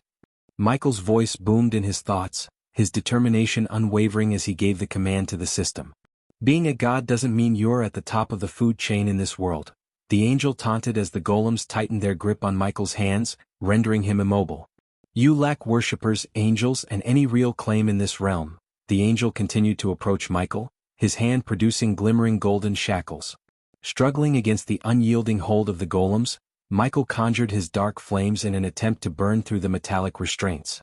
However, even the intense heat of the primordial flames failed to weaken the resilience of the metal used in the construction of the golems and shackles. "And you fail to grasp the extent of an angel's power," the angel asserted, raising his hands to emphasize his words. His cultivation in the soul ignition realm not only heightened his soul energy, but it also granted him mastery over a specific element. By the time a practitioner reached level 4, the elemental attunement realm, they had to choose an elemental affinity to specialize in. This angel had chosen metal, granting him absolute control over his metallic constructs, including the wings attached to Michael's armor. "No one stands above or beyond the Pantheon," the angel declared, his fist clenching. With a swift motion, Michael felt his armor constricting, the once sturdy metal wings torn away from his back under the angel's unseen manipulation. Enduring the agony of his armor adapting to the changes, Michael utilized his remaining strength to levitate above the ground. The golems responded with defiant roars, yet the angel's punch struck with devastating force, causing Michael's armor to shatter. Exposed and vulnerable, he gritted his teeth against the pain while confronting the undeniable power of the angel. "Level 2 gods cannot prevail against level 5 gods," the angel asserted. With a temporary boost from absorbing the level 5 god's sliver of grace, he effortlessly overpowered Michael within a matter of seconds. In the midst of seemingly insurmountable odds, a peculiar whistling sound pierced the air. The angel abruptly halted, his attention drawn to the source of the noise. Out of nowhere, a volley of fireballs struck the angel squarely in the chest, propelling him backwards through the air. The impact of the powerful energy blast shattered the grip of the 2 golems holding Michael captive, causing them to crumble. As the golems struggled to regain their footing with indignant roars, a hand landed on Michael's shoulder. Looking up, he saw a tall, dark-haired female orc standing beside him. Her eyes held a mixture of shock, surprise, and even a glimmer of joy as she assisted him to his feet. "Quick, we haven't got much time," she urgently urged Michael, her voice betraying a sense of urgency. He found himself amazed by the sight of a long cannon in her hands, its design almost reminiscent of a firearm. Without hesitation, she aimed it at the golems and pulled the trigger, sending another formidable burst of energy toward them. While the golems endured the onslaught, the sheer force of the impact submerged them into the swamp's murky waters. "Follow me," the orc instructed, prompting Michael to move swiftly. He had little choice but to trail after her, leaving the chaotic scene behind as they raced away from danger. "Who are you?" Michael panted as he sprinted alongside the orc. "No time for explanations. Now." The orc's voice resounded urgently. Abruptly, Michael's gaze caught sight of Vidora sprawled on the ground, just inches away from the luminous metal plate that the angel had hurled at the beginning of their confrontation. Reacting swiftly, Cain opened his mouth and a swirling vortex materialized before Michael and the orc. Without hesitation, Michael seized Vidora from the ground and leapt into the portal's embrace. Yet, just before he vanished into the portal, he glanced back and caught sight of the angel. "I'll track you down," the angel's declaration reverberated through the swamp. Ignoring the warning, Michael and the orc vanished into the portal's depths, leaving the angel behind. Chapter 1083 Reuniting with an old buddy. The abrupt transition plunged Michael into a dimly lit room, a stark contrast to the swamp. The chamber was illuminated by an eerie red glow, its walls adorned with mirrors and screens of various sizes. It took a few moments for Michael to regain his composure, his heart still racing from the chaotic events in the swamp. Turning towards the orc beside him, Michael asked, "Who are you?" The orc slowly turned around, her body trembling slightly. She met Michael's gaze, her eyes a mixture of fear, relief, and uncertainty. "Did you decode the message in Gaia's temple?" Her voice quivered as she spoke. Michael nodded. "Yes, it was Morse code. But how did you know about Morse code?" The orc stumbled over her own feet, her nervousness palpable. Gathering her courage, she asked, "Do you know about Earth?" The question caught Michael off guard, his surprise evident in his widened eyes. "Earth? How do you know about Earth?" A mix of anxiety and curiosity danced in the orc's eyes. "You really do know about it?" Michael's expression turned serious, his guard rising. "Who are you?" he demanded once more, his voice firm. Nervously, the orc hesitated before finally blurting out, "Are you Ghost? The world's #1 hitman Ghost?" Michael was taken aback by the unexpected question. His surprise was evident as he stared at the orc before him, struggling to comprehend the words he had just heard. "Are you from Earth too?" Iag's voice broke the tension in the room, as Vidora's curiosity found a voice. The sudden appearance of the orc had raised numerous questions, but understanding how she knew about Earth was their current priority. Among those in Sky Hall, only Michael, Gaia, and now Vidora were privy to his earthly origins and his history as a hitman. "You're Ghost." "I can't believe it," the orc exclaimed, collapsing into a nearby chair. Her breathing became frantic, resembling an asthma attack. "I think she's in trouble," Sarba noted, watching the orc's labored breathing. The orc gestured toward a small dish containing gray powder. "Take that." Michael carefully picked up the dish and handed it to the orc. She inhaled the powder deeply, her breathing slowly stabilizing. "Ghost, it's really you, damn?" The orc muttered, her eyes a mixture of shock, fear, and elation. "Are you?" Michael began to piece things together, but before he could utter his guess, the orc revealed her true identity. "Ghost, it's me, Pink," the orc confessed, causing Michael's heart to skip a beat. He struggled to believe the revelation. "Pink?" Michael whispered, his shock palpable. Pink had been his partner in countless assassinations on Earth, providing technical support and navigation while he operated in the field. The notion that Pink had also transmigrated to this new world was beyond comprehension. "I can't believe it. I'm actually seeing Ghost." Pink stammered nervously, her behavior at odds with what would be expected of an orc. 37 operations, you and I together, all successful. We were the best pair in the whole world, Pink continued, her expression a mix of delight and astonishment. Michael couldn't doubt Pink's words. Her mention of the exact number of operations was undeniable proof. "It's like a mixture of both a good and bad dream." "Jesus Christ," Pink muttered, her nervousness evident as she still trembled from the shock of their unexpected reunion. Overwhelmed by emotion, the orc, now revealed as Pink, rushed towards Michael and enveloped him in a tight hug. Michael, taken aback for a moment, hesitated before awkwardly patting Pink's back a few times, not entirely sure how to respond. Hey, calm down," he finally managed to say, gently trying to loosen her grip. "Let's sit down and catch up. There's a lot I need to know." Reluctantly, Pink released Michael and took a seat, her eyes still wide with disbelief and excitement. As they settled, Michael prompted her to recount what had happened since their last mission together. Well, you remember that target, right? The one you took down with that incredible sniper shot? Pink began, her voice carrying a mixture of nostalgia and awe. As soon as you made that kill, this bright light surrounded me. Next thing I know, I'm waking up in this body. Michael leaned in, intrigued. What happened to the original occupant of the body? Pink's expression turned somber. She died, apparently some flu or something. Then I was there. In this orc's body. She paused, as if gathering her thoughts before continuing. I didn't realize what was happening at first, but after a while I started to lose control. My thoughts were a mess and I was basically going mad.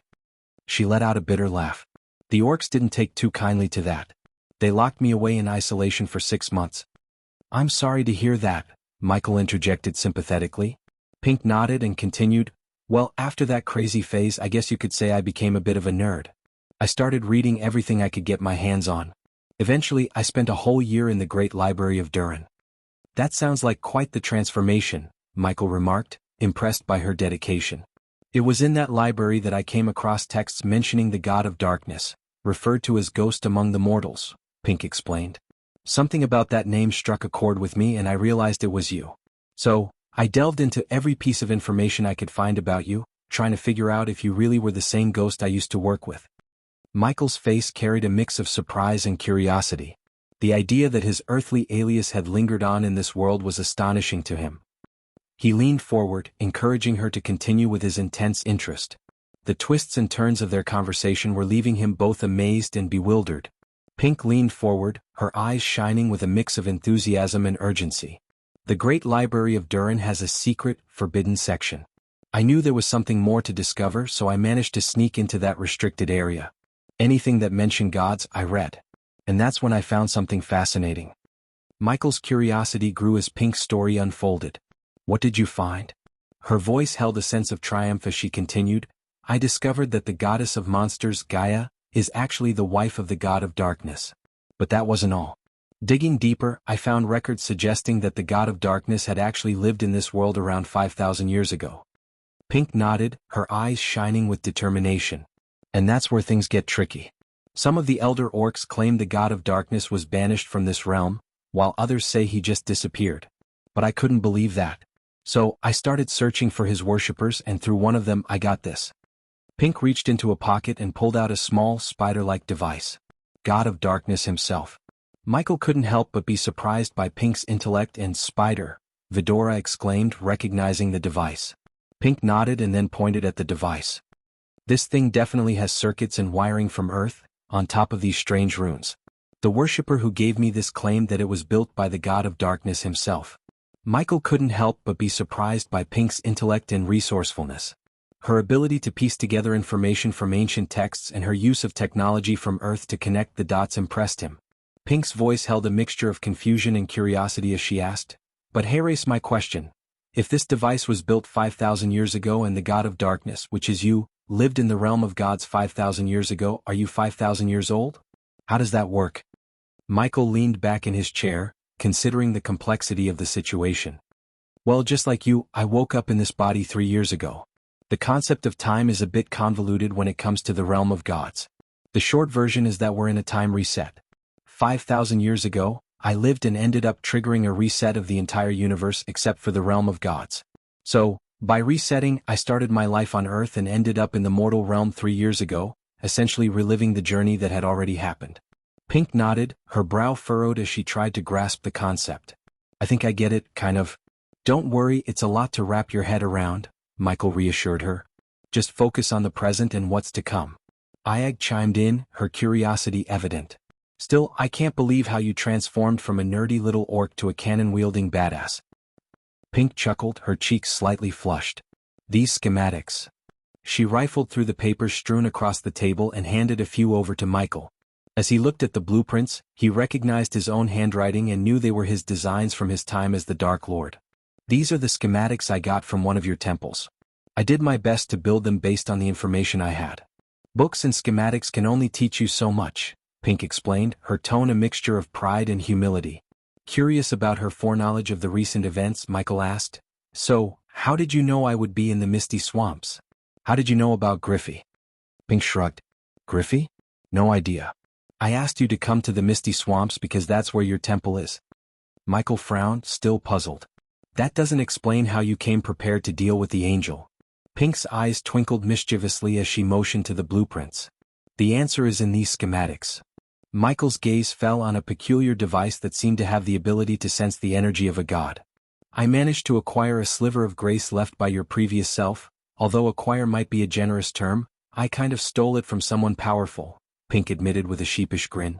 I used that grace to calibrate the device, making it alert me if it sensed a similar energy. So, imagine my surprise when it finally went off, screaming. She chuckled in relief and pointed to a copper-plated circular device in the corner of the room.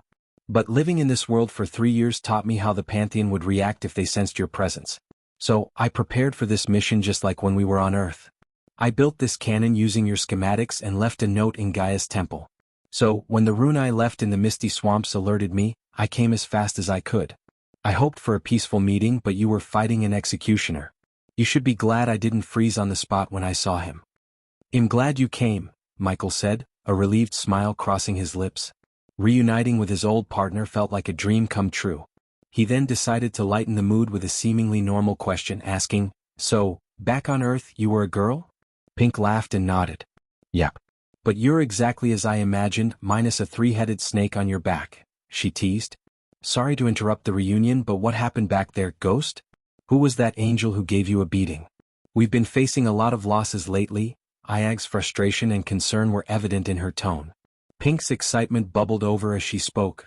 An executioner of the Pantheon. He's one of the elite angels sent to deal with rogue gods. But don't worry, Ghost, we're back in action just like the old times. Damn, I missed this work so much.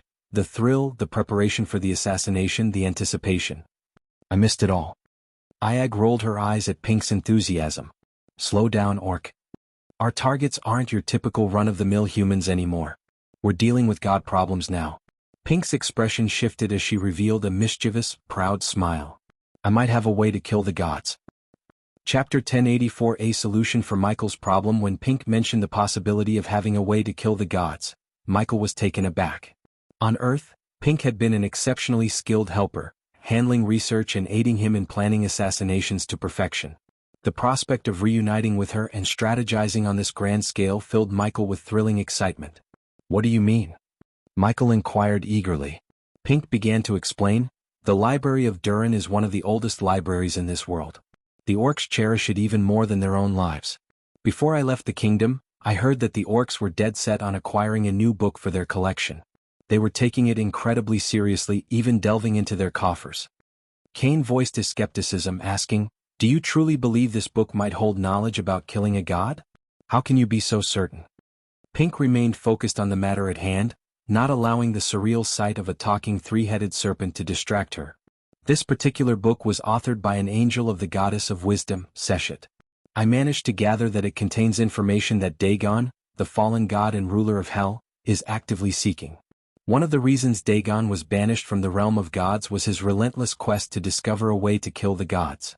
At least, that's what I've gathered from the books and what the orcs shared. Sarba interjected, her tone lighthearted. You seem to have acquired quite a bit of confidential information. How did you, then they should, manage that unless you're a high-ranking orc within the kingdom? With a chuckle, Pink replied, Between you and me, I'm considered quite the looker among the orcs. They tend to share more with me than they should. Michael sought clarification. The last I heard, Dagon couldn't enter this world, right? Pink nodded and continued, That's correct, but his followers are still here, hiding in the shadows, forming cults and carrying on their usual practices. If there's anything in that book related to what their god, Dagon, is searching for, you can bet they'll be on the hunt for it. I was fortunate to learn about the reappearance of this book. Securing that book is indeed a priority, but first, I must find a way to evade the Pantheon's executioner. Michael sighed, a sense of urgency in his voice. Pink shared her astonishment, saying, It's truly mind-boggling, isn't it? We were humans one moment on Earth and the next we've become something entirely different. I've transformed into an orc and you've become a literal god. It still feels like a dream to me. Michael reflected, Life is full of mysteries.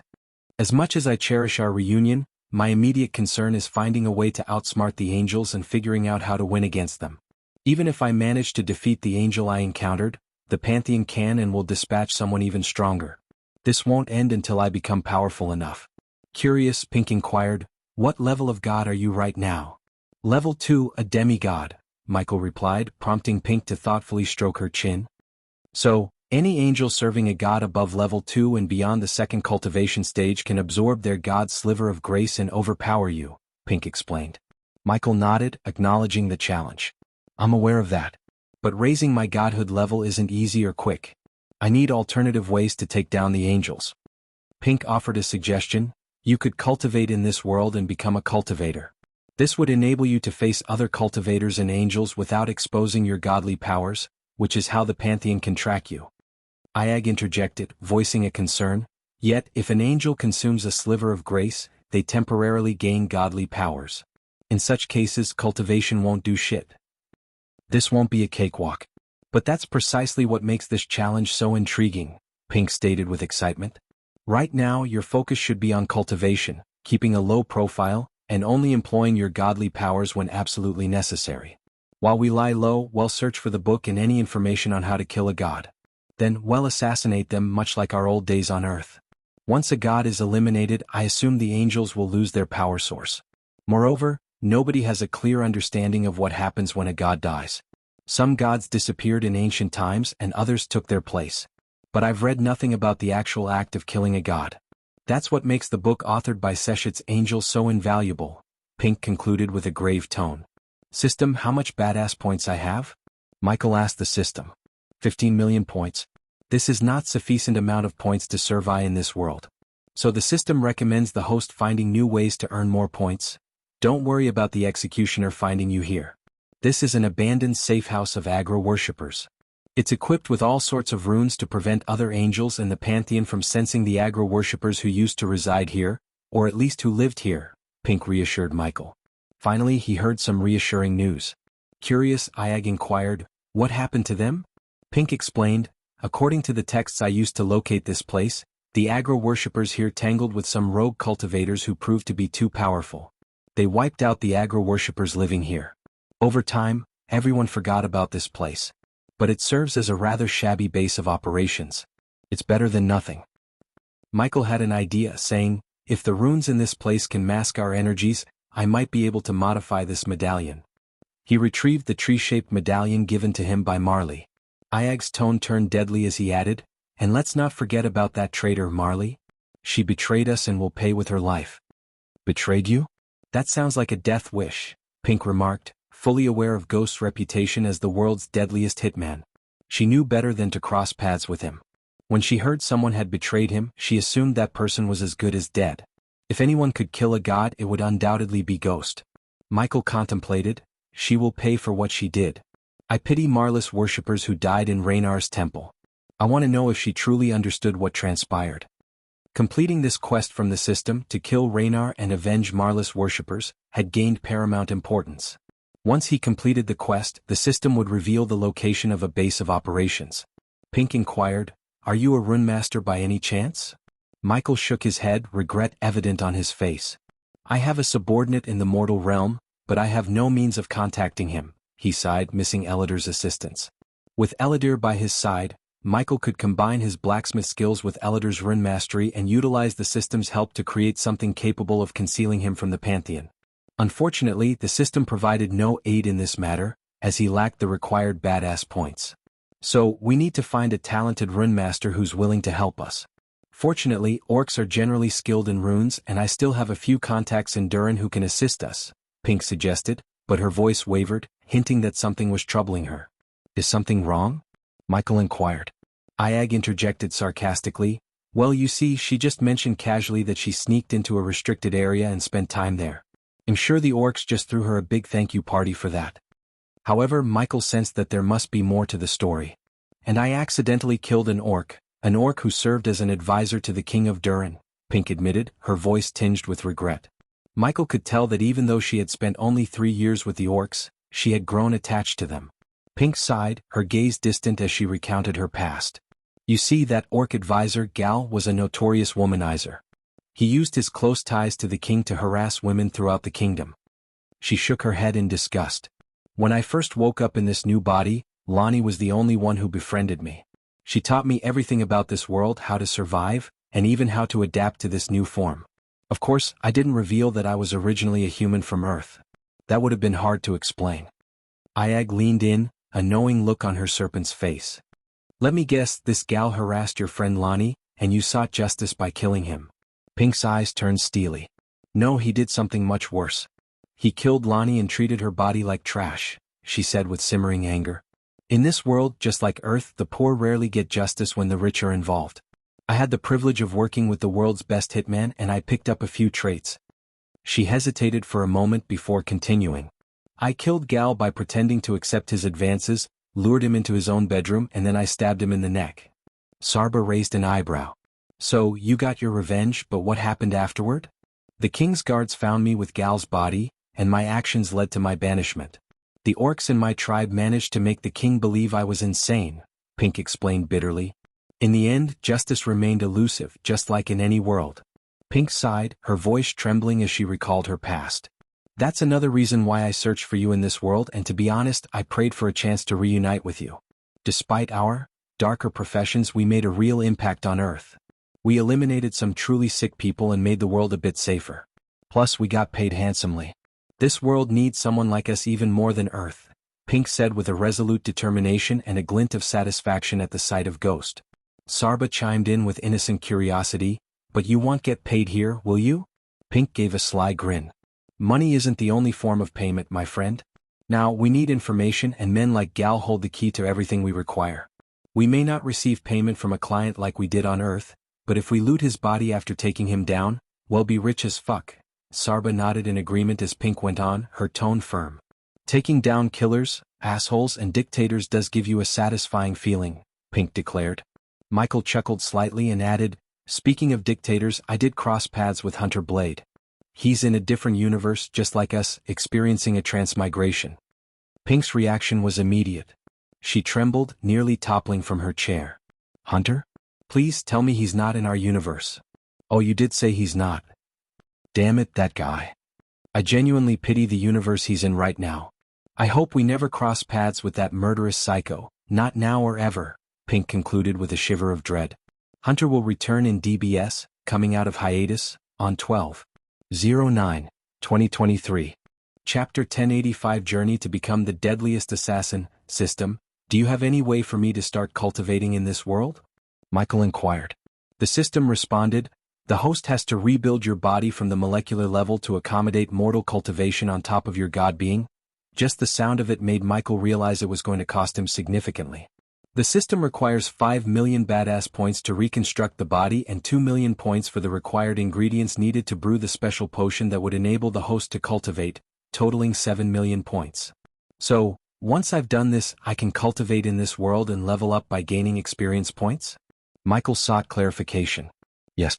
The experience points gained by the host after killing the angels and cultivators here will be used to break through to the next stages, the system confirmed. Michael felt relieved. If he could cultivate, he wouldn't need to use his godly powers in every fight, which would help him avoid detection by the Pantheon. How long will it take for you to reconstruct my body? Michael asked the system. Just a day, came the response. Great, Michael said and exited the system. He then turned to Pink, realizing he had more questions for her. It's clear we need to find the book written by Seshit's angel. But first, let's figure out what to do with you, Michael said, and Pink understood his meaning. Unlike on Earth, this world has no technology, no computers or systems for you to hack. So we need to figure out a way to utilize your talents. I had a setup in the mortal realm, but even that had no need for hacking. It just required someone to watch the camera feeds, Michael explained. I'm no runemaster, but I have a way to digitize the information if you provide me with the items I need and assist me with certain things, Pink explained, making it clear she already had some ideas. Go on, Michael encouraged. First of all, I need your spider devices. They can mimic the security cameras on Earth and give us eyes in this world. And I need access to Seraphine's crystals, Pink stated. Iag, puzzled, questioned, Seraphine's crystal? What is that? Seraphine is the goddess of information. Think of her as the ultimate spy master. Nothing happens in this world without her knowing. She has spies and eyes everywhere. This world might not have computers and technology, but a large amount of information like this still requires some form of storage and containment. That's where Seraphine's crystals come into the picture.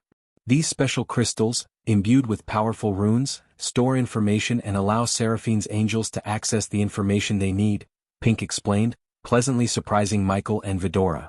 Then Pink unveiled another set of schematics. This time it wasn't just a schematic for a single device. It was a blueprint for an entire setup that far surpassed Michael's surveillance room in his dark castle. These devices. Wow, Michael was genuinely astonished. As an inventor, Michael comprehended the devices and regarded Pink with awe. Where did you get them? Michael inquired. I designed them. Of course, it took me countless hours of reading hundreds of books about runes and the energy flow in this world. But I believe this will work, Pink stated confidently. You designed these devices just by reading books? Michael asked, amazed. He was shocked to learn that Pink had managed to design such complex devices without any special innate talents, solely through her studies. System, we need to grant Pink the inventor trait and give her rune mastery, Michael suggested. It would require the host to spend at least 50 million badass points or more. For now, the system recommends using your inventor trait to build the devices and explore alternative means to understand the runes, the system responded. So, just to clarify, we need to create another medallion to conceal your presence, which means we have to journey to Durin and meet your rune master contact. Afterward, we need to obtain the book that might contain information on how to kill a god. On top of that, we have to set up a surveillance room for you, requiring spiders and Seraphine's crystals, which I imagine will be guarded like treasures, Ayag summarized, her tone tinged with frustration. And don't forget, we also need more money, so add a robbery or heist to that ever-expanding list, Michael added with a chuckle. Why are you laughing? Ayag asked, playfully headbutting Michael. Because it's exciting, Michael replied. To Ayag's surprise, Pink wore the same eager smile. She was rubbing her hands together in anticipation of Michael's orders. Here's our plan. We'll start by building a device to conceal my presence, which means we have to go to Durin. Once we've done that, we'll acquire the book. Since we're running low on funds, purchasing the book isn't an option. We'll have to steal it, Michael declared. The auction is next month, so we have plenty of time, Pink informed him. While we're in Durin, we'll also find a rune master to help us set up the surveillance room and procure Seraphine's crystals. I can build the devices based on these schematics, Michael explained. I still can't believe you can construct these devices. A power you gained in this world, I presume? Pink inquired, and Michael nodded. So, when I return from Durin, we'll have a medallion and everything we need to set up our surveillance room. However, we need the setup to be transportable. Once I kill Raynar, he'll secure a new base of operations. We can incorporate the same runes into that location, Michael concluded. A new base of operation? From who? Pink asked with curiosity. I have my sources, Pink. I am a god after all, Michael chuckled, keeping any mention of the system to himself. After confirming that the medallion could conceal his presence as long as he didn't frequently use his godly powers, Michael decided to make his way to the kingdom of Durin, ruled by an orc god named Naribo. We'll tackle our problems one by one, Michael said as he retrieved an earpiece from his system storage. While it required some calibration to communicate with the mortal realm, it functioned seamlessly within the realm of gods. In truth, Michael needed his subordinates and Gaia to thrive independently in his absence. If any dire situation arose, he had contingency plans in place known only to him and Azazel. Not even Gaia was aware of these backup plans if things went awry in the mortal realm. Do you have any means of getting me to Durin? Michael inquired. Since many kingdoms in the realm of gods were not, take this. Michael handed the earpiece to Pink. Wow, an earpiece. You have no idea how much I missed this thing, Pink exclaimed, giving the device a quick kiss before placing it in her ear. Do you have any means of getting me to Durin? Michael inquired. Since many kingdoms in the realm of gods were not connected by conventional roads or oceans, portals were required for travel between them.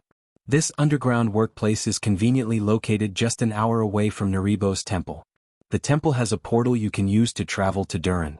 However, you might want to employ your stealth skills as the orcs typically only permit orcs to use the portal, Pink explained, implying that she had used the same portal to reach their current location. They don't allow humans? Does Kingdom Durin also have a rule against humans in their territory? So, you should take a closer look at him. He's not an orc, the little snakehead protested with an indignant tone. Pink chuckled at the fiery response from the serpent. Don't worry. Most of the orcs are not racists, and they tend to be welcoming to others, especially if you show eagerness to learn instead of displaying violent tendencies. So, I'd recommend not being confrontational in front of the orcs and instead mingle with them as a fellow scholar, Pink suggested. She then glanced at Michael from head to toe. And you should change your attire to green. Orcs don't have a liking for black and red, Pink advised, causing Michael to let out a sigh. Good thing I have spare clothes in my space ring, Michael responded. You opened a portal here, right? Can't you do it again? Michael turned to Kane but noticed him shaking his head. Sorry, I gave him the rune to teleport here. Honestly, I had no idea your little snake could do that in the first place. But I have no teleportation rune to Durin. Even if I did, I doubt external teleportation would work within Durin, Pink explained. Speaking of which, where did you leave Carmela and her 2 cousins? Michael inquired, looking at Vidora. At the outskirts of the misty swamps. I think we should go there and finish the job. The villagers are never safe from Griffey. Sarba expressed his concern for the people in the village. Don't worry about that. Now that the Pantheon executioner has set foot in the swamps, his angels will soon follow. They'll interrogate every villager, stay with them and put them under surveillance. It works in your favor as these angels typically function as unpaid guards, Pink reassured them. Novio be, in a silver lining, Michael sighed. Shall we begin? All these preparations will lead to our ultimate goal, killing Raynar. Once we do that, we'll be on the Pantheon's top list. Are you ready for this, Pink? Michael asked. Come on, Ghost. I was born ready and I've been waiting for this moment. We're really back, aren't we? Ghost and Pink back in the assassination business. Pink couldn't contain her excitement and began to laugh. Assassinating gods. It does have a nice ring to it, Michael also smiled devilishly. With their plans set and their motivations reignited, Michael exchanged a few more words with Pink before preparing to leave the underground safe house. Take care of yourself, Pink. We'll meet again soon, Michael said. You too, Ghost. Don't get yourself killed before we can wreak some havoc together, Pink replied with a grin. After their brief farewell, Michael made his way towards the exit. He followed Pink's directions and soon found a sturdy ladder leading upwards. Climbing up, he emerged from the underground hideout and into a dried woods. Brown leaves covered the forest floor, creating a soft, earthy carpet under his feet.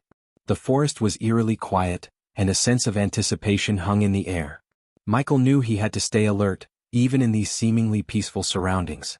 He followed Pink's instructions, making his way through the woods until he reached a muddy path that led towards Naribo's temple. I don't have to tell you, but you can wait until nightfall and make your move on the orcs under the cover of darkness. You can change your clothes afterward. Pink's voice came through the earpiece, guiding Michael on his path. Michael continued walking as he listened to her advice. Any idea how strong these orcs are? He inquired. Elemental attunement realm or celestial resonance realm. You can't take them down without using your godly powers or alerting them. These are orcs, so they'll have runes everywhere to detect an intruder's presence in the temple. If I were you, I wouldn't kill them but look for another way, Pink suggested. Roger that. We're back in business, Michael replied with a determined smile and excitement in his voice. He was ready to embark on this new journey, one that would cement his status as the deadliest assassin in the entire universe. Chapter 1086 Kingdom of Durin I. As Michael emerged from the forest, he caught sight of a grand temple in the distance. The temple stood proudly on a small island, surrounded by a serene, reflective lake. The water glistened in the soft daylight, enhancing the temple's ethereal beauty. The temple itself was a majestic structure, its architecture reflecting the power and strength of the orcs. It was adorned with intricate carvings and metal-armored orcs patrolled its perimeter. These sentries kept a vigilant eye on anyone who approached. We should wait until nightfall to make our move, Iag suggested in a low voice, watching the orcs' vigilant patrols. Pink, still connected via the earpiece, chimed in with a suggestion. Why not use the spiders? They can give us an advantage. But Michael had something even more surprising in store. He reached into his inventory and retrieved a small, sleek drone. With a swift movement he activated it and the drone's propellers whirred to life. Pink, hearing the distinct sound of the drone hovering, couldn't contain her shock. Is that a drone? Michael smiled and replied, Yes, it is. Pink was awestruck.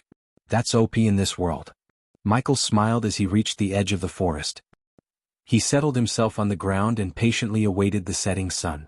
Closing his eyes, he began to meditate, seeking to maintain his focus and clarity of mind during this crucial wait. As Michael meditated in the quiet of the approaching night, a strange sensation overcame him. It was as though whispers had taken form inside his mind, faint and ethereal. These whispers began to coalesce into voices, echoing like distant chants. God of darkness, one voice called out, its tone reverent. Dark Lord, bless us with your darkness. Protector of shadows, another voice joined in, fervently imploring, hear our prayers. We beseech you. Soon, the voices multiplied, overlapping with one another, creating a harmonious chorus that resonated in his consciousness. Lord of eternal night, a chorus of worshippers pleaded, guide us through the shadows. Protect us from the hunters who stalk our every step. God of shadows, yet another voice entreated, bestow upon us your mercy and blessing. Let your darkness shield us from harm. In this meditative state, Michael could feel the collective devotion of his worshippers, their cries for protection and guidance. They worshipped him, the God of darkness, with unwavering faith, seeking his aid in their darkest hours. Their voices filled his mind, a symphony of devotion, and Michael couldn't help but feel the weight of their prayers. The host should start responding to their prayers and build your worshipper base. Michael, deep in his meditation, heard the system's suggestion. It made sense, but he knew he had more immediate concerns at hand. I have too much on my plate right now. I want to ignore them forever, but they've survived here without me this long. I'm certain they can survive a bit longer, Michael replied to the system, his focus unwavering. As the sun vanished beyond the horizon, the world was bathed in darkness, and the temple ahead became a radiant beacon. Its marble structure gleamed brilliantly, crowned by a powerful orb that emitted a shimmering golden light, casting a warm aura around the sacred grounds. The orcs, adorned in their formidable metal armor, were illuminated by this brilliant light. From the safety of the forest's edge, Michael retrieved a tablet and a fleet of drones from his system's storage. With a calculated precision, the drones soared toward the temple, transmitting their live feed to Michael's tablet. Michael scrutinized the drone feeds displayed on his tablet, absorbing every detail of the temple's surroundings. His eyes were fixed on the golden orb at the pinnacle, which illuminated the orcs patrolling the temple grounds below.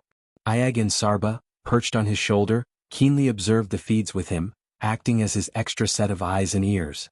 As Michael continued to watch, he noticed the orcs engaging in casual conversations while making their rounds. Their voices and laughter cut through the still night, providing valuable insights into their day-to-day lives. Novio B, in one orc leaning against a pillar, boasted about his strength. I swear, I lifted a boulder that must weigh 100 stone last week. Another orc, sitting on a nearby bench, chimed in with a smirk. You always exaggerate, Grunk. It was more like 50 stones and you had help. Laughter erupted among the orcs, their camaraderie evident. Meanwhile, Michael patiently charted the patrol routes in his mind. He noted the positions of the guards, the entrances and exits, and potential hiding spots. The tension in the air was palpable as he planned his entry into the temple undetected. With the orcs engrossed in their conversations, Michael seized the opportune moment. Silently, he maneuvered the drones to a specific location, capturing a blind spot near the temple's entrance. Ensuring that his movements went unnoticed, he used his godly agility to leap from the forest's concealment into the shadows cast by the temple itself. As Michael crouched low and concealed his presence, he whispered to Iag and Sarba, keep an eye on the patrols for me. Let me know if they change their routines or if anyone's approaching. The two snakeheads nodded silently, their focus unwavering on the drone feeds. Michael, with his heart racing and his senses heightened, began his stealthy infiltration of the temple. Amidst the orcs' banter, one of them suddenly exclaimed, "Oh, spirits! I forgot something back in the barracks. Be right back." The orc promptly altered his patrol route, striding in a direction that would take him perilously close to Michael's hiding spot. It sent a jolt of tension through Michael, who quickly signaled Iag and Sarba for information. Iag's voice hissed urgently in Michael's ear, "Someone's heading your way, Ghost. Swift and quiet." Without wasting a second, Michael pointed his arm above the temple, and with a mechanical whir, his Mark III grappling hook shot into action. It launched him into the air, and he ascended swiftly, aided by his godly strength and agility. He soared above the temple, feeling the cool night air rush past him as he hung hidden in the shadows, his presence masked by the inky darkness. As Michael dangled above the temple grounds, he watched the approaching orc with bated breath, praying that his concealed position would go unnoticed. While Michael clung to the shadowed eaves of the temple, he heard Pink's voice whispering in his head, "Ghost, how's everything going?" With extreme caution, Michael replied in his mind, "Going good." Pink continued her telepathic guidance, "Once you're inside the temple, make your way to the west side. You'll find the portal there. Just place your hand on the pedestal and it'll activate the portal straight to Durin. The other side won't be monitored like this at this hour. Beneath the shadowed eaves of the temple, the orc who had lingered below called out to another passing orc. They exchanged words about returning to Durin soon to meet their families. The orc under Michael remarked, "I can't wait to return to Durin. It's been too long." The other orc nodded in agreement. "Just wait until the harvest festival. We'll get to go to our homes with a nice bonus. It'll be worth the wait." As they chatted, Michael stayed hidden, taking mental notes of their conversation and biding his time for the perfect opportunity to continue his infiltration. Iag whispered, "These orcs don't seem like they're going to move anytime soon, and if we linger here for too long, we'll be spotted." Michael nodded, his eyes still on the two orcs beneath him. He mentally commanded one of the drones to hover away silently. Then, using another drone, he toppled down a stack of books from a nearby bench, creating a sudden, loud distraction. The two orcs, startled by the abrupt noise, exchanged surprised glances. One of them said, "What was that? Did you hear something?" The other orc replied, "Yeah, it came from over there. Let's go check it out." With cautious steps, the orcs moved away from their previous spot, heading towards the source of the disturbance, leaving Michael free to continue his mission inside the temple. Michael landed silently on the ground and continued to sneak his way into the temple. The interior was vast and empty, dominated by a massive statue of a burly orc in the center. Michael couldn't help but ask Pink, "Is that statue the god Naribo?" Pink's voice echoed in his head, confirming, "Yes, that's Naribo. Now you need to head toward the portal." With a quick nod, Michael proceeded to the western side of the temple. There he found a shadowed room, slightly shielded from the main area. He reached for the doorknob but it refused to turn. Frustrated, he reported to Pink, "It's locked." Pink's reply came with surprise, "It's not supposed to be locked." Simultaneously, Michael heard approaching footsteps. Iag urged him, "Do something before they catch us." Feeling the pressure, Michael summoned his strength and with a determined effort, broke the doorknob, allowing him to slip into the room just in time to avoid being detected by the approaching orcs. As Michael hurriedly entered the room, he could hear the muffled conversation of approaching orcs. One orc grumbled, "We need to check the portal room." Another replied, "Yeah, I heard some strange noises from that direction." Michael's heart raced as he spotted the portal. It was a shimmering, circular opening surrounded by intricate runes. In the center of the room stood a pedestal. Without wasting a moment, Michael extended his hand and firmly placed it on the pedestal. Instantly, the portal lit up with radiant energy, and the runes etched into it began to glow brightly. As the orcs drew closer to the room, Michael didn't hesitate. He grabbed Vidora and, with one final glance at the temple behind him, leaped into the portal, disappearing just in the nick of time before the orcs reached his location. Chapter 1087 Kingdom of Durin 2 Exiting the portal felt like a whirlwind of colors and sensations, and when Michael landed on the other side, he found himself in a spacious, dimly lit room. The room was eerily empty, with stone walls and an imposing iron door at one end. It wasn't quite what Iag had expected. "I've exited the portal," Michael whispered to Pink, who was still in his earpiece. Pink's voice came through, calm and composed. "Good. Now head out through that iron door and remember to change your robes to green." With a thought, Michael's black robes transformed into green ones. He then opened the imposing iron door and stepped into a massive, marble-floored hall. Several orcs roamed around, some engaged in conversation, while others appeared busy with various tasks. Amidst the bustling scene, a female orc with vibrant green skin and a welcoming smile on her face rushed toward him.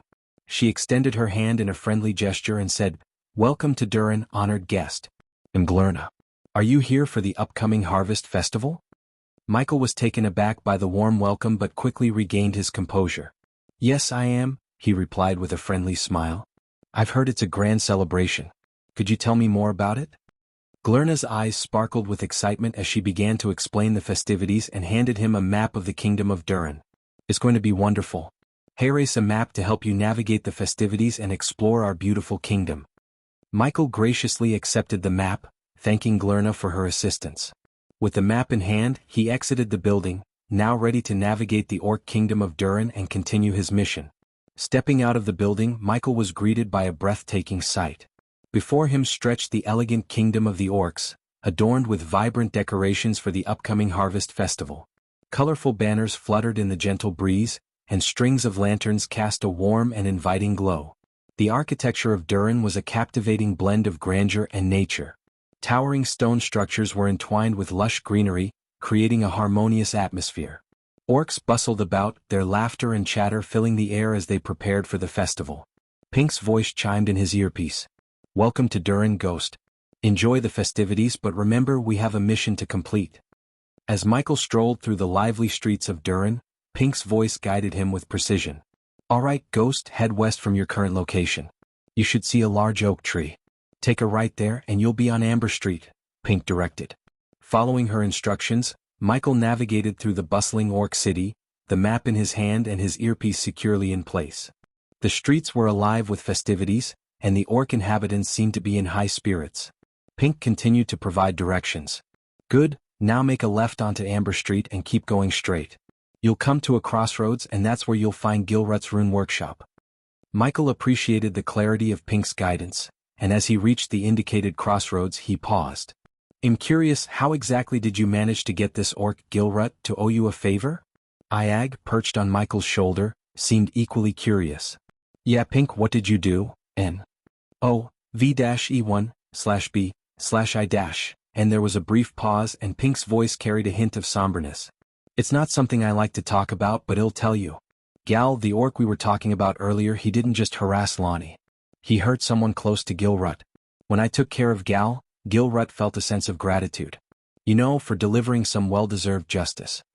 Michael nodded, understanding the unspoken meaning behind Pink's words. Sometimes, the bonds of friendship and gratitude could be stronger than any written contract. As Michael followed Pink's guidance through the vibrant streets of Durin, his ears caught the sounds of a commotion up ahead. He saw a gathering of orcs, elves and dwarves, all standing before a building with a glowing sign that read Viridian Funds. The crowd was agitated, and a tall orc in jade-green armor was shouting at the building. "Come out before the innocents inside the building get hurt," the orc bellowed. Curiosity got the better of Michael, and he decided to investigate the situation. He relayed the events to Pink, his voice low. "Pink, something's happening here. It looks like there's some kind of commotion outside the Viridian Funds building." Pink's voice crackled in his earpiece, concern evident. This could be the work of the Vilnius gang, causing trouble as usual. Michael frowned. "Vilnius gang? Who are they?" Pink explained, "They're a local gang made up of rowdy orcs who live outside the kingdom. They've been a thorn in the kingdom's side for a while." Iag, perched on Michael's shoulder, chimed in, "This isn't our business, Ghost. Let's keep moving." Michael considered Iag's words but continued to walk toward the commotion, curiosity gnawing at him. However, he didn't have to go far before he overheard a hushed conversation among some orcs in the crowd. "Did you hear? Even Runemaster Gilrut is stuck inside the building, held hostage." Those words stopped Michael in his tracks. His eyes widened and he exchanged a quick glance with Iag. Gilrut, the Runemaster who was supposed to help them, was in danger. Michael turned back to the commotion with a newfound resolve. "Pink, it seems like Runemaster Gilrut is in trouble inside that building. I can't just walk away from this."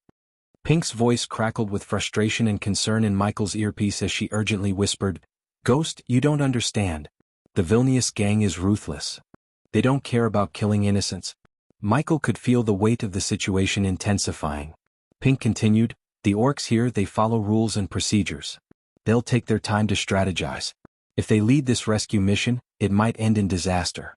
You have to do something to get Gilrut out." Michael understood the gravity of the situation. He had to act fast and decisively. Pink's voice grew even more urgent as she advised, "You'll have to improvise, Ghost. Find a way to rescue the hostages and Gilrut. But be cautious and don't underestimate the Vilnius gang."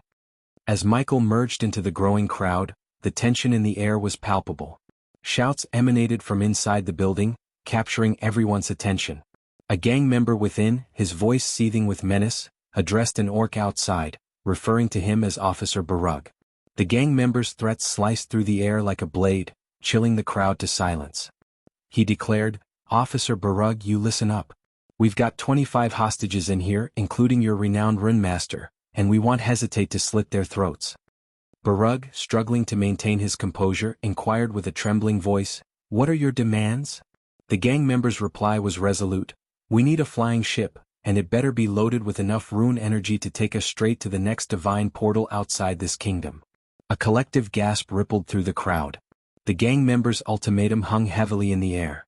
He didn't stop there. His threat intensified as he added, "If our demands aren't met within the next 3 hours, we will start killing the hostages one by one, starting with your precious Gilrut."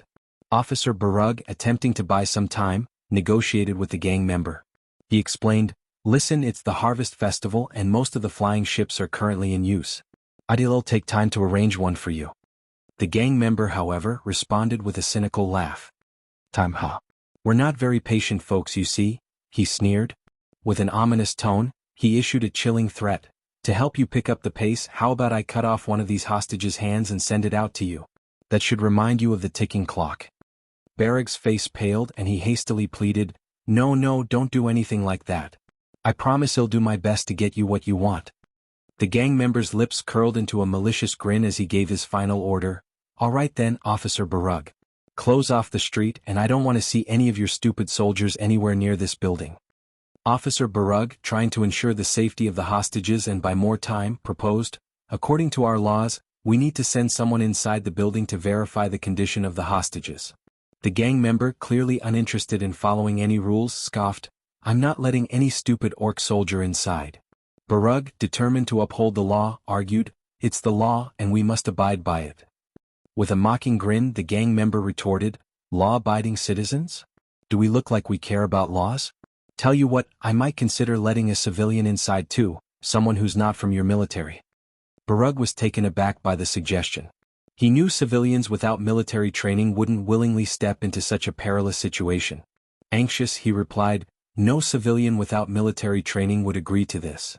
The gang member chuckled wickedly, replying, "Well then, Officer Barug, looks like you're out of luck." The situation grew tenser by the moment, and the fate of the hostages hung in the balance. Officer Barug, his fists clenched and frustration evident on his face, muttered curses under his breath as he tried to navigate this precarious situation. Suddenly, a voice broke through the tension. It was Michael who stepped forward and offered a surprising solution. "I can go inside if you don't have anyone else," he calmly stated. Barug, as well as the crowd, was startled by this unexpected offer. He questioned, "Who are you, human?" Michael maintained a reassuring smile as he responded, "Just a concerned citizen who is willing to help. From the looks of it, you desperately need assistance." Barug hesitated, torn between the urgency of the situation and his duty to follow protocol. "I can't let a civilian without proper training inside," he argued. Michael, still composed, calmly countered, "The longer we waste time, the more dangerous the situation will become for the hostages. I'm volunteering for this. I'll do my best to talk some sense into the gang members." Barug let out a heavy sigh, realizing the urgency of the situation. He turned to Michael and said, "You'll need to be very careful when you go inside." He retrieved a parchment from his pocket and handed it to Michael, saying, "This is a consent form. It states that you've agreed to volunteer for this mission." Michael chuckled slightly, deciding to use a different name for this particular endeavor. He quickly jotted down John on the parchment and handed it back to Barug. Barug, now holding the parchment with John's agreement, raised his voice and shouted at the building, "I'm sending a civilian inside. Do not harm the hostages." From within the building, the gang member's voice echoed back, "Who is that fool?" Unbeknownst to the gang members, they were about to unwittingly allow a wolf in sheep's clothing into their midst. Chapter 1088, Bank Robber with a System. When Michael reached the entrance of the Ridion Funds building, he paused outside, waiting for someone from the Vilnius gang to unlock the door. "Open the door for that scapegoat," one of the Vilnius gang members laughed from inside. As the people of Durin watched the unfolding scene with a mixture of curiosity and concern for the human safety, the door to Ridion Funds creaked open. Stepping into the doorway, Michael found himself face to face with a green-skinned orc adorned with numerous tattoos and piercings, clearly aiming to intimidate him. "I'm here to ensure the hostages are all right," Michael stated calmly, his voice unwavering. "Try not to become another hostage," the orc replied with a cold, humorless chuckle. With his large hands, he thoroughly frisked Michael from head to toe, searching for any concealed weapons. Having stashed his armor and dark swords within the system storage, Michael remained unperturbed by the search. "He's clean," the orc who had conducted the search announced to his comrades. "N-O-V-E1/B/I-N, let that goat inside," came the voice of the same gang member who had negotiated with Barug earlier. As Michael cautiously stepped inside, He found himself in an elegant hall adorned with counters displaying various golden artifacts. The marble floor gleamed beneath his feet, reflecting the soft light that emanated from ornate crystal chandeliers hanging from the ceiling. Inside, the same orc who had frisked him earlier looked at Vidora with mild amusement. "Well, ain't that a fancy three-headed snake you got there?" he remarked, oblivious to Vidora's true identity as a natural-born hydra. Michael maintained his calm facade, recognizing that he needed to play the part of a concerned civilian to navigate this dangerous situation and rescue the hostages and Gil Rut, the renowned runemaster. "Where are the hostages?" Michael inquired, expecting to find the captives in the hall, but it was strangely empty except for a few rough-looking orcs. There were no hostages to be seen. In response, the orc trailing behind him let out a menacing growl. "Welcome to the party, human," the orc sneered, indicating that things were not as they seemed. As Michael proceeded cautiously, he was met by an elf in brown robes with vibrant blue hair. The elf greeted him with a devilish grin. "So, our hero is a human," the elf chuckled, taking Michael aback. Michael had assumed that the negotiator had spoken to earlier was an orc, but to his surprise it was an elf. "Don't be a racist, human. An elf can lead a group of orcs. The villainous gang has no place for racism," the elf remarked as if had read Michael's thoughts. "He's the biggest racist jerk we've ever encountered," an orc chimed in, laughing at the elf's expense. Now, our precious human isn't here to judge who's the most racist among us but to see the hostages," the elf replied, addressing Michael's feigned fear. Then the elf turned his gaze toward the orc following Michael and flashed an evil smile. "Close the door and activate the runes," he ordered. "What are you doing?" Michael asked, pretending to be frightened. "Don't be afraid, human. We know how crafty the orcs outside can be. We don't want them listening or seeing what's happening inside," the elf explained with a smirk. Michael observed several runes glowing with crimson light on the walls and ceiling. "What are those?" Michael inquired, maintaining his fearful act. The elf laughed and clarified, "These are anti-surveillance runes, one of Runemaster Gilrut's creations. Isn't it ironic that we're using the runes he designed to keep him locked in?" The elf's eyes shifted toward Vidora, who rested atop Michael's shoulder. Intrigued, he reached out a hand as if to caress the creature. However, Vidora reacted defensively, hissing and snapping at the elf's hand, causing him to withdraw hastily. The elf chuckled at Vidora's reaction.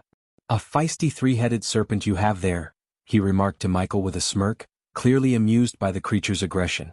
"Show him the hostages and bring him back to me," the elf ordered the orc positioned behind Michael. With a firm grip on Michael's shoulder, the orc guided him in another direction under the elf's command. Amused chuckles emanated from the orc gang as Michael was ushered closer to the room where the hostages were held captive. After a brief walk, he found himself before a glass wall, peering through it to see the hostages. They lay on the ground, bound and gagged, their expressions a mix of fear and desperation. The elf, who had been leading this gang of rogues, joined Michael at the glass wall. He pointed toward the enormous vault door situated behind the hostages, his tone dripping with impatience. "That's the vault of Ridion funds," the elf explained, a sinister grin playing on his lips. Michael's frown deepened as he watched an orc, adorned in emerald green robes, diligently engraving runes onto the massive door. "You have 1 more hour to break the runes, Gilrut. Otherwise we are going to kill your friends in there," the elf, named Elmer, declared to the orc working on the vault door. With a low growl, Gilrut responded, "I am working as fast as I can, Elmer." "I don't care. I just need the vault opened in 1 hour," Elmer retorted callously. He turned his attention toward one of his orc comrades positioned among the hostages. The orc seized a young man by the neck, lifting him into the air. Panic filled the young man's eyes as he struggled to breathe within the orc's vice-like grip. "Or my orc friend there will snap his neck like a twig," Elmer taunted, his laughter echoing with cruelty. "Then, hell continue to do so until you open the vault or run out of hostages to kill." Elmer's gaze shifted back to Michael, his expression cold and calculating. "Now that you've seen the hostages are in great shape," Elmer said, "run back to Barug and tell him he better have what we asked for in 2 hours. With a firm tug, the orc behind Michael propelled him back toward the bustling main hall of the building. As they moved through the corridors, Michael couldn't help but ponder the dire situation he found himself in. His thoughts raced and a question gnawed at him, one he couldn't resist asking his ever-present companion. "System, I want to know if I can take out these orcs," Michael inquired quietly, not wanting to draw any attention to himself as he walked. In response, the system's voice echoed in his mind, providing a potential solution to his query. The host should spend 2 million points to unlock the Eyes of Darkness ability, allowing you to perceive the cultivation stages of beings in the realm of gods. Without hesitation, Michael made his decision. Upgrade the skill, he commanded, fully aware that it was a crucial investment. Almost immediately, a sharp, searing pain seared through his eyes, a signal of the skill enhancement process. The Eyes of Darkness have been upgraded. The host can now discern the energy radiation emitted by cultivators in the realm of gods. Weaker foes will display green energy radiation, while those on par with the host will radiate yellow energy. Any adversary stronger than the host will emit red energy radiation. With this newfound ability, Michael was armed with a unique advantage that could greatly influence the course of events to come. Why did you choose to upgrade the skill without considering the points? The system queried, puzzled by Michael's seemingly impulsive decision. Michael's response was light-hearted but cryptic. You'll see, he chuckled to himself, not divulging his full plan to the system. As they reached the hall where he had first encountered the elf, Michael activated his newly enhanced Eyes of Darkness. Immediately he noticed a distinct green aura enveloping the orcs around him. The Eyes of Darkness gauge the energy radiation of adversaries by comparing it to the host's energy levels when not using godly powers. Should the host opt to employ his godly abilities, the Eyes of Darkness will recalibrate accordingly. With this ability active, Michael felt more confident than ever in assessing the potential threats that surrounded him. If Michael had possessed any other weapons, the orcs would have exhibited yellow energy radiation. However, due to his godly raw strength and the dark swords in his possession, Michael had the upper hand, despite lacking a cultivation stage in this world. Moreover, these orcs were merely at the Chi Awakening realm, the second stage of cultivation. As they neared the exit, the orc escorting Michael forcefully pushed him. Get out, human! Reacting swiftly, Michael seized a nearby chair and wedged it under the door handle, effectively barring the exit. The orc, baffled by this sudden turn of events, growled at Michael, demanding an explanation. It's game time. Then Vidora, the three-headed serpent perched on Michael's shoulder, spoke, surprising the orc and catching him off guard. Michael remained remarkably composed despite the circumstances. He inquired calmly, "Shall we start again?" The orc, growing increasingly agitated, reached out to grasp Michael's throat. In a rapid and well-coordinated move, Michael retaliated by delivering a powerful kick to the orc's groin while simultaneously striking the orc in the throat, preventing him from making any noise. Other orcs, witnessing this unexpected turn of events, were startled. Before they could react and rush towards Michael, he had already seized the orc he had incapacitated, addressing the others in a composed tone. "Let's avoid a fight. It's better if we work together," he suggested calmly while dragging the incapacitated orc toward the group. Michael dragged the subdued orc toward the center of the hall. Halfway there, he seized a chair, balancing it in his other hand, and positioned it in the middle of the room. The orcs, their expressions growing increasingly hostile, emitted low growls and uttered menacing threats.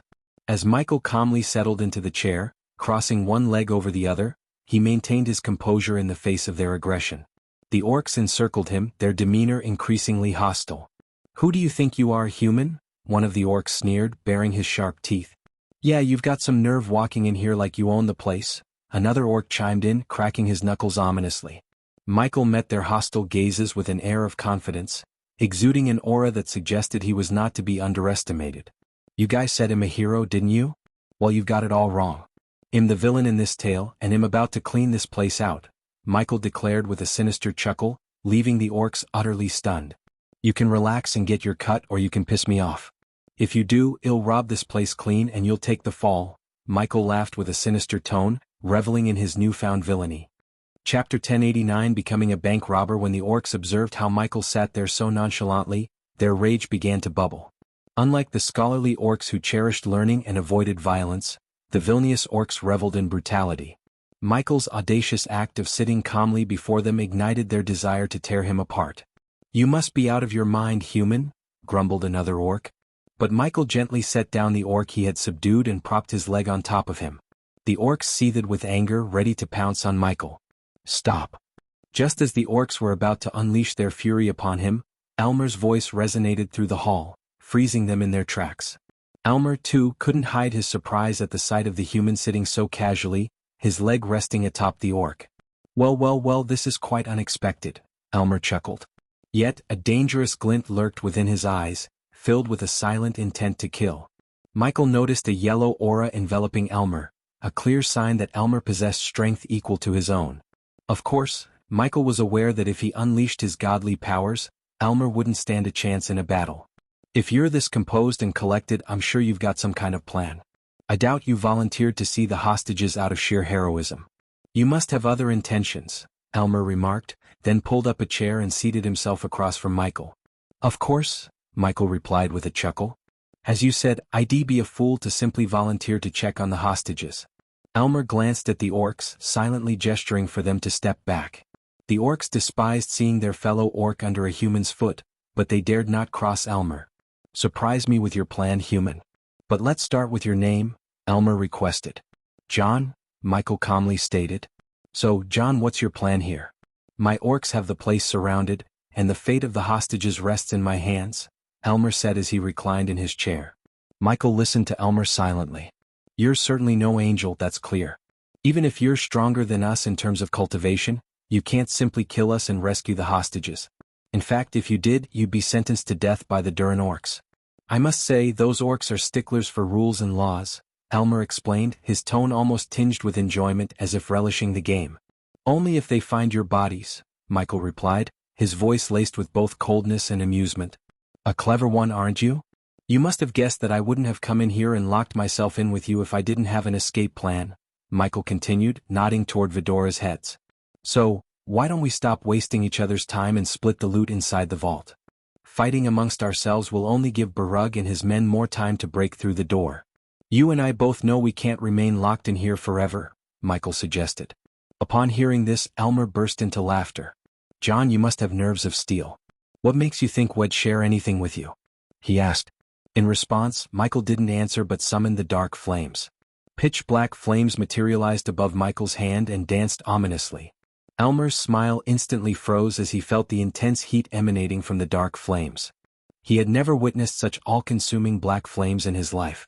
Under the shocked gazes of Elmer and the orcs, Michael pressed the dark flames onto the orc beneath his foot. Arga!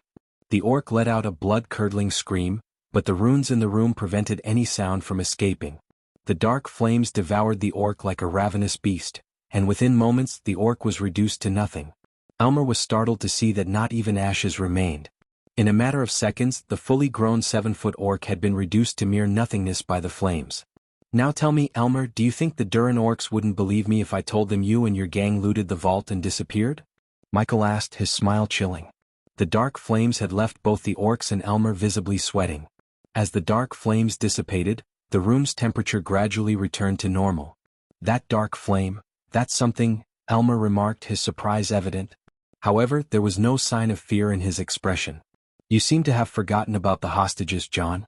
I can recognize a cold-blooded killer when I see one. You might be a killer, but you won't harm the hostages, Elmer declared. What's happening in there? Pink's voice echoed in Michael's ear, but he ignored her, keeping his focus on Elmer. Instead of responding to Elmer's comment, Michael leaned forward, pointing his fingers at his eyes. Look into my eyes and tell me I don't have a plan to deal with the hostages, Michael challenged. When Elmer locked eyes with Michael, he could clearly discern that John had some sort of plan. His confidence and demeanor spoke volumes, making Elmer second-guess any thoughts of eliminating John. Slowly, Elmer began to realize that John might have a strategy to prevent them from harming the hostages. Why are you negotiating with that human scum, Elmer? One of the orcs, losing patience, growled. Yeah, just kill him and toss his body out.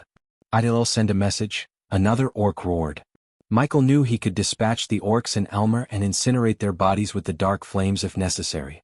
However, he considered that option a last resort. Instead, Michael wanted to collaborate with Elmer and the Vilnius gang. He saw an opportunity to work with them to start a side business that would amass a fortune in gold coins.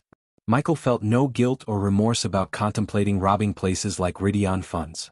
According to Pink, Duran was a wealthy kingdom, and accumulating wealth was necessary for his survival in this world. In comparison to his own survival, the prospect of robbery didn't weigh heavily on Michael's conscience. We both won't get anything we want until that lazy orc Gilrut breaks the vault. I have to say, John, I spent weeks planning this heist and you are complicating things. I don't like complications, Elmer coldly remarked, but Michael couldn't help but burst into laughter. Weeks? Are you kidding me? Michael chuckled. I could have robbed this place clean in a day or two, he added with a confident grin. A smart man like you knows that giving me my share will be fruitful in the long run. Think about it, Michael urged. Hearing Michael's proposal, Elmer couldn't help but snicker. You said you could rob this place in a day or two, so I don't see why you need us, he said, playing along to gather more information. It was a high-stakes game of mental chess between Michael and Elmer. Because I have too many things to do. If you agree to work with me, he'll let you choose the place and time of the robbery and do the legwork. I will give you a foolproof plan to hit the places and clean out the loot with 0 complications and a 100% success rate, Michael calmly offered. Hearing Michael's intention to rob more places, Vidora felt a mix of shock and excitement. I've had enough of this. Suddenly, an impatient orc charged at Michael from behind. Michael didn't even flinch as he assessed the approaching orc through Elmer's eyes. Swiftly he moved to the side, grabbed the orc's axe and pulled the orc off balance. The orc had severely underestimated Michael's raw strength. In their eyes he was just a human, but they had no inkling of his godly power. As far as they were concerned, he made the orc feel weightless. When the orc fell under the force of Michael's pull, he snatched the axe from the orc's hand and cleanly severed the orc's head from his shoulders with a single, powerful swing. Blood splattered across the floor and onto Elmer's face. The orc's lifeless body twitched as its head rolled on the ground. Michael stood there, his face speckled with blood, and flashed a confident smile at Elmer. If you want to work with me, you need to get rid of these idiots, Michael said. The orcs who had witnessed Michael's incredible speed and raw strength took a step back, their hearts gripped by fear and shock. N/O-V/epsilon, L-B1 //N, what if you rat us out when you get outside? Elmer asked, considering the possibility of working with Michael instead of opposing him. Honor among thieves, Michael simply replied. When the other orcs grew agitated and started to inch forward, Elmer swiftly rose to his feet, raising his hands in a calming gesture. Stop, Elmer firmly ordered his men. I love thrills like this, so I will agree to give you a share. But I can't give you half. As you can see, I have more mouths to feed, Elmer reasoned. Since we will be working together in the future, I can let you take 65% of the loot, Michael proposed. Ha, Elmer laughed heartily before wiping the blood from his face. He then extended his hand toward Michael, sealing their agreement with a handshake. You have to clean this blood, Elmer pointed out, and Michael nodded in agreement. With a flick of his wrist, Michael produced a colorless liquid vial and poured it onto the ground. To Elmer's surprise, the liquid flowed across the floor, completely erasing any traces of blood. Now let's go break the vault, Michael suggested. Unbeknownst to Elmer, a spider had discreetly crawled onto his robes, concealing itself in his pockets. Soon, this inconspicuous spider would transmit everything Elmer saw and heard back to Pink's hideout. Unintentionally, Elmer had just become Michael's subordinate in the pursuit of robbing wealthy places. As they walked toward the vault, Michael summoned the system to change his attire. His emerald green robes were swiftly replaced with dark robes, his face concealed by a hood and a skull mask. I assume you have a plan to break the vault, Elmer inquired, growing more intrigued as he witnessed John's transformation. I thought you would never ask, Michael snickered.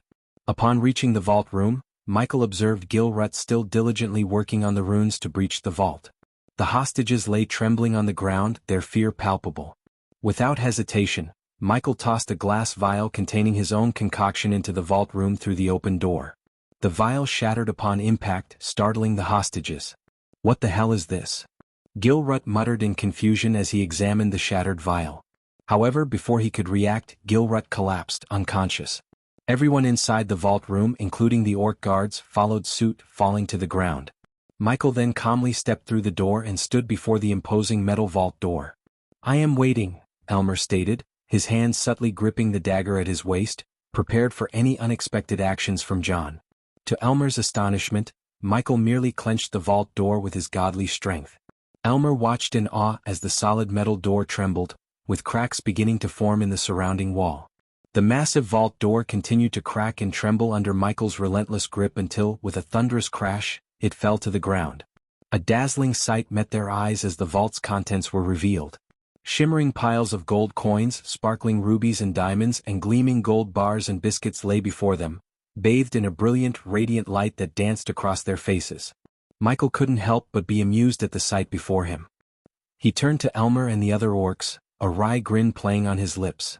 Now that's what I call a damn good score, Michael remarked with a chuckle, his eyes fixed on the glittering treasure trove. Chapter 1090, Becoming Filthy Rich Again. Brute strength beats rune strength, Elmer admitted, clearly surprised by Michael's raw power. He couldn't hide his astonishment at witnessing Michael's physical prowess. Get to work, Elmer commanded his orc comrades, and they eagerly obeyed, pulling out large sacks from their space rings and rushing to fill them with the precious loot from the vault. Michael, however, furrowed his brow as he noticed the orcs packing their sacks instead of using their space rings to store the wealth. The treasure within the vault was protected by intricate runes, preventing it from being stored in a space ring. Leave 35% for our friend John here, Elmer stated with a hint of amusement. I wonder how you plan to carry all this wealth on you, Elmer mused, his snicker echoing in the room. Michael remained silent, well aware that traditional means like space rings wouldn't work for this enchanted treasure.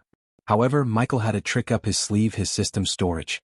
As the orcs filled their sacks and hurriedly dragged them outside of the vault, Michael calmly stepped inside. Elmer observed him closely, curious about what he might do next.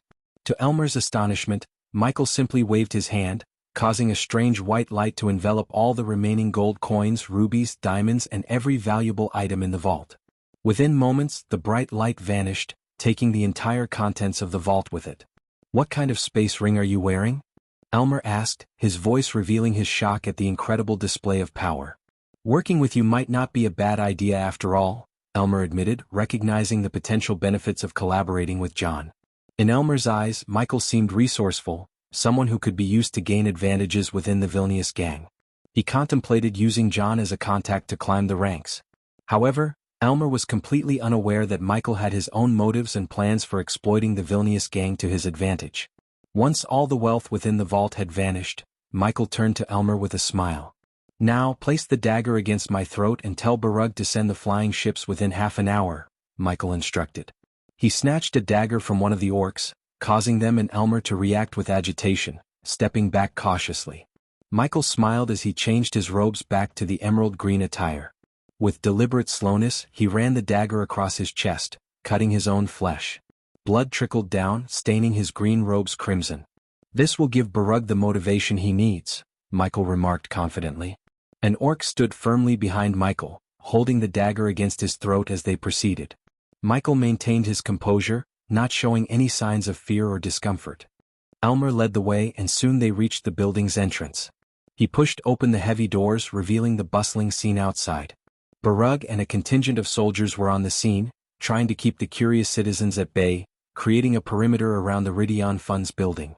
Barug's expression turned grim as he noticed the blood staining Michael's body.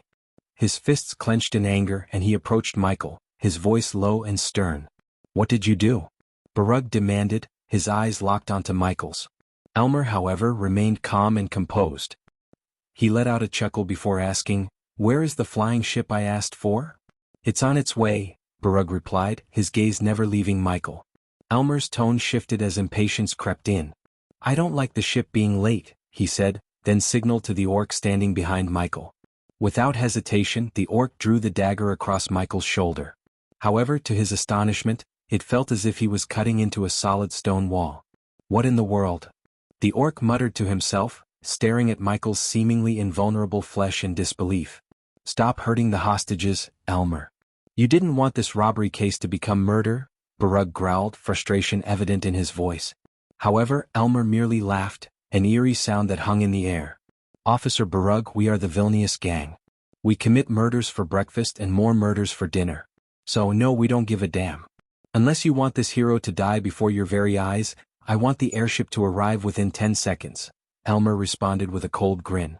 The orc behind Michael pressed the dagger against his throat, keeping him in check. Barug and his soldiers seethed with anger, but they felt helpless in the face of the criminals. Just in the nick of time, a large shadow loomed over them, casting darkness on the ground. All eyes turned upward, and they beheld a massive flying ship with green sails and a dark brown hull gracefully sailing through the sky. "Damn good timing," Elmer clapped his hands in appreciation. "Drop the ropes," Barug shouted, his voice laced with anger and impatience. The ship's crew swiftly obliged, lowering several ropes to the ground. They began descending using these ropes, aiming to assist with their escape. "We will leave the ship and your precious hero far away from Durin with an emergency light.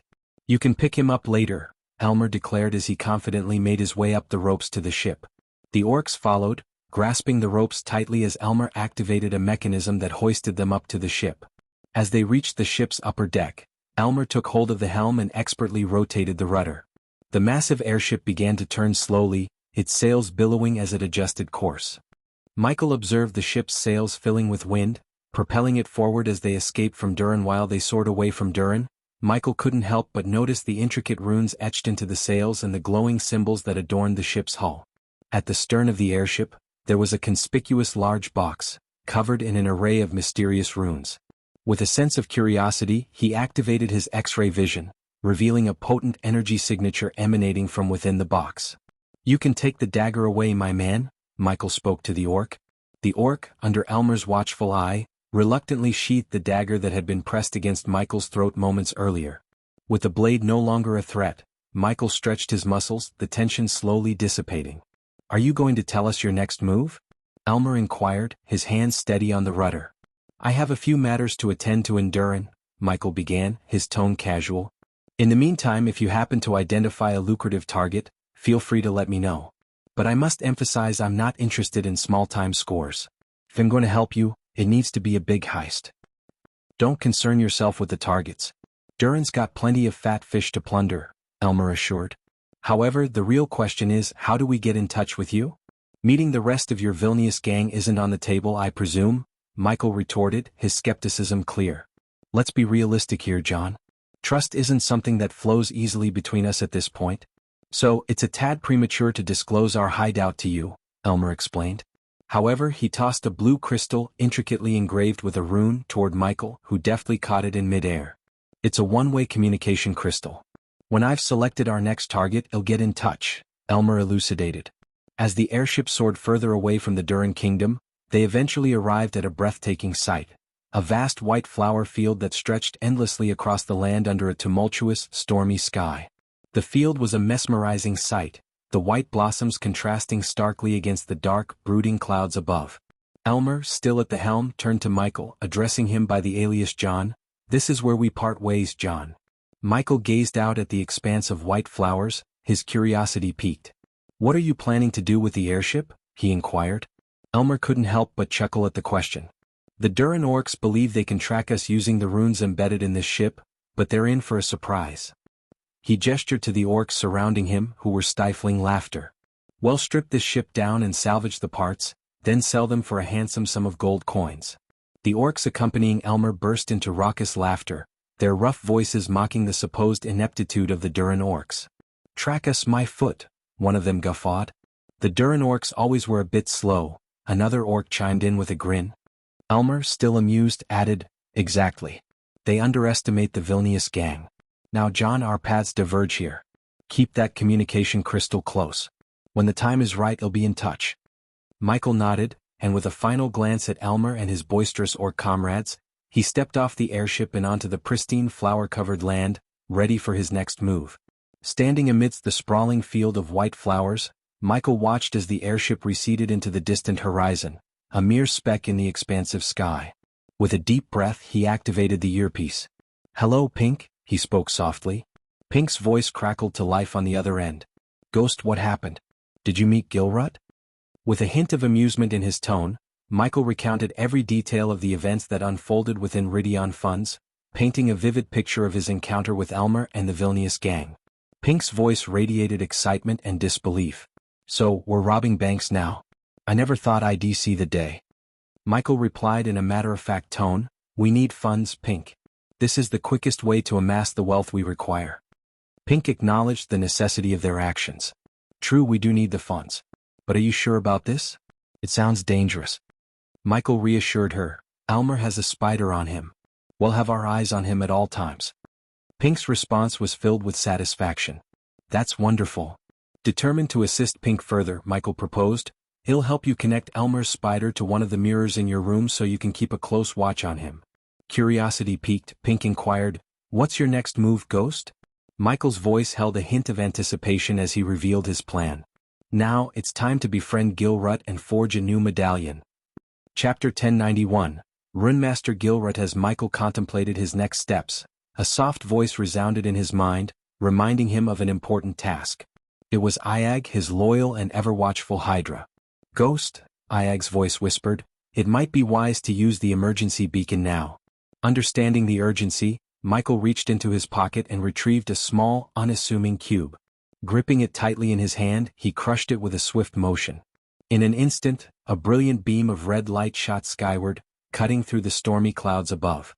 With the emergency signal sent, Michael sat down amidst the sea of white flowers, feeling their delicate petals beneath him. He turned his attention to Iag, who seemed curious about his next move. "I'll wait here until Barug comes to pick me up," Michael explained, his eyes scanning the horizon for any sign of the approaching airship. Iag nodded in understanding. "What comes next, Ghost?" Michael's gaze turned resolute as he replied, "Next, I need to befriend Gilrut and begin cultivating in this world. There's much to learn and accomplish." While he waited for Barug or any of the orcs to come and pick him up, Michael accessed the system to review his accumulated wealth from the heist at Ridion Funds. The system provided him with a detailed summary. The host has 20 million in gold coins. The rubies, diamonds, and other valuables should be traded to evaluate their value in gold coins, the system informed Michael. From the pile of gleaming gold coins, Michael plucked one and exited the system momentarily. "Take a look at this coin," Michael said, presenting the divine gold coin to the three Hydra heads. It sparkled brilliantly under his grasp. Then he retrieved a regular gold coin from the mortal realm. "No wonder this world doesn't use these gold coins," Sarba remarked, eyeing the comparatively dull coin from the mortal realm. In contrast to the divine gold coin, the mortal realm's currency seemed like a cheap metal. The divine gold coins were forged from pure gold, transcending the quality of any gold in the mortal realm. 20 million gold coins, huh? It wouldn't be worth exchanging them for a mere 800,000 badass points, Michael pondered to himself. The system then offered another piece of information. The system has compiled a list of alchemy ingredients needed to reconstruct the host's body to enable cultivation in this realm. The host can spend 2 million badass points to buy the ingredients or choose to acquire them from the realm of gods to save the points, the system stated. "I should start by looking for the ingredients in Durin. I'll purchase as many as I can here and the rest I can buy from you system," Michael informed the AI system. Exiting the system, Michael turned his attention to the approaching carriages in the distance. "I hear the carriages approaching, Ghost," Sarba noted. "Finally," Michael replied, waiting patiently for the carriages to reach his location. The carriages finally came to a halt near the emergency light, their wooden wheels creaking as they stopped. Barug, a burly orc, emerged from one of the carriages and made his way over to where Michael was seated on the flower-covered ground. With a feigned air of weakness, Michael allowed the other orcs to assist him back to his feet. He looked at Barug with concern in his eyes. "Are the hostages all right?" Michael inquired, his voice filled with worry. Barug was taken aback by the human's genuine concern for the hostages, especially when he himself was bleeding from his wound. It was a rare sight to see such compassion in the criminal underworld. "They're fine," Barug replied gruffly. "We'll take you to the healer and patch you up." Michael nodded appreciatively and, with Barug's assistance, made his way into one of the waiting carriages. Barug settled into the carriage across from Michael, concern still etched on his rugged features. After a moment he couldn't help but ask, "What about Elmer and his gang? Did they say anything that might help us locate their hideout?" Michael, still maintaining his facade of vulnerability, furrowed his brows as if deep in thought. He leaned in closer to Barug and lowered his voice conspiratorially. "They were talking about killing someone." He paused for dramatic effect, watching Barug's eyes widen with surprise. Inside, Michael couldn't help but snicker at his own manipulation. Barug had no idea that he and Elmer had planned to work together. "Killing someone?" Barug echoed, clearly taken aback. Michael nodded solemnly. "Yes, they mentioned it quite a few times." Barug nodded in understanding, his expression growing graver. "We need to bolster our defenses then. If they're planning something like that, we can't afford to be caught off guard." Michael decided to play his final card. He looked Barug directly in the eyes, a note of earnestness in his voice. "I would be forever in your debt if you could arrange a meeting with Gilrut," Michael said. "I risked my life to get into that building for a reason." A small smile spread across Barug's face. "That can be arranged quite easily. In fact, Gilrut has been asking to see the human who risked his life to get into the building." Michael was genuinely surprised by this news. "Really?" he asked, his curiosity piqued. Barug nodded with a hint of admiration in his eyes. "Yes," he replied, Gilrut has expressed a keen interest in meeting the human who risked his life to save the hostages. It's not every day we encounter someone with such bravery in these dark times. Beric's curiosity seemed to grow as he leaned forward slightly. By the way, what's your name? He asked. Michael didn't hesitate. Had been using the name John with Elmer, so he decided to stick with it. John, he replied. John, you've got balls, I'll give you that, Barug said. Risking yourself like that, it's not something many would do. Michael feigned embarrassment, lowering his gaze. I did nothing special really, he said modestly. Just ended up being another hostage. Eventually, the carriage returned to the kingdom of Durin, and Michael observed the Ridion Funds building passing by. The building was now surrounded by even more orcs. After a few more minutes, the carriage came to a halt. Once we patch you up, it'll take you to meet Lord Gilrut, Barug said. Barug led Michael into an emerald green building where they encountered a kindly, silver-haired woman. She inquired about what had transpired and listened attentively to Barug's account. Her face registered surprise as she processed the details. After a brief discussion, the woman provided Michael with a few potions and carefully applied a bandage to his chest. Once he was feeling a bit better, Barug led him to a grand establishment known as the Orc Tree Inn. The inn was an imposing structure, adorned with intricate wooden carvings and lush greenery. It exuded an air of rustic charm and grandeur. Lord Gilrut will be waiting for you in room 46, Barug informed Michael. You can go directly to meet him, our staff has been informed. Thank you, Michael replied sincerely, appreciating Barug's assistance. As Barug patted him on the back, he added, And John, don't leave the kingdom without informing me. I might need to take your witness statement again for more information. After all, you were one of the witnesses. Of course, Lord Barug, Michael said, showing his willingness to cooperate. With that, Barug bid him farewell. As he left, he couldn't help but sigh and say, once the Ridion Funds guys finish sweeping the empty vault, they're going to come bringing their whole wrath down on my head. Michael entered the Orc Tree Inn, crossing the threshold into an elegant establishment. The interior exuded an air of refinement, with wooden beams crisscrossing the ceiling, casting intricate patterns of shadows on the polished wooden floor. Soft, ambient lighting emanated from ornate lanterns hanging from the walls, creating a warm and inviting atmosphere. As he stepped further into the inn, a young orc woman, dressed in flowing green robes, approached him with a welcoming smile. Her demeanor was courteous and professional. Lord Gilrut has been expecting you in room 46, Michael informed the orc woman. She quickly realized his intent and nodded. Follow me, she said to Michael, gesturing for him to accompany her. Together, they ascended a grand staircase that led to the upper levels of the inn. Arriving at the top floor, they reached a grand and imposing door. The number 46 was finely engraved on a polished brass plate, marking the room. With a polite nod, the young orc woman said, You can go inside and meet Lord Gilrut. Michael acknowledged her guidance with a nod of his own and gently pushed open the door to room 46. When Michael pushed the door open, he stepped into an elegant and spacious penthouse. Lord Gilrut was engrossed in conversation with several armored orcs. As Michael entered, Gilrut gracefully concluded his meeting, dismissing the orcs to give his full attention to their guest. Approaching Michael with a slight, courteous smile, Gilrut greeted him, You must be the one Office Barug was talking about. I wish we had met under different circumstances. Michael nodded in agreement, replying, Me too, Lord Gilrut. But I am glad no one got hurt. Gilrut's gaze fell on the bandage adorning Michael's chest, and his expression shifted to one of sympathy. The same can't be said for you. I heard what those vile beasts did. I am very sorry. Michael shook his head modestly. You don't have to, Lord Gilrut. We should be glad they didn't take any lives. Lord Gilrut invited Michael to take a seat on a plush green sofa. As Michael settled onto the comfortable upholstery, Vidora rested beside him. Gilrut chose to sit opposite him. Lord Gilrut, I must confess something. I was sent by someone to meet you, Michael began, catching Gilrut off guard. Who sent you? Gilrut inquired, his curiosity piqued. Vina. Vina sent me, Michael replied, using Pink's name within this world. Gilrut's eyes widened at the mention of her name. A range of emotions flickered across his features. For a few moments he was rendered speechless. Vina? How is she? Gilrut asked, disbelief lacing his words. She told me everything about you and what happened. She told me you owe her one. So, it's time for her to cash in that favor, Michael explained. Ha, she still remembers, huh? What do you need? Gilrut inquired, his demeanor more relaxed. In response, Michael retrieved the tree-shaped medallion hanging from his neck and pointed to it. I want your help in forging a medallion just like this one, Michael stated. Gilrut leaned in closer and donned a pair of half-moon glasses. As he examined the intricate, glowing runes etched into the medallion, his body trembled. Are you a god? Gilrut muttered in complete shock.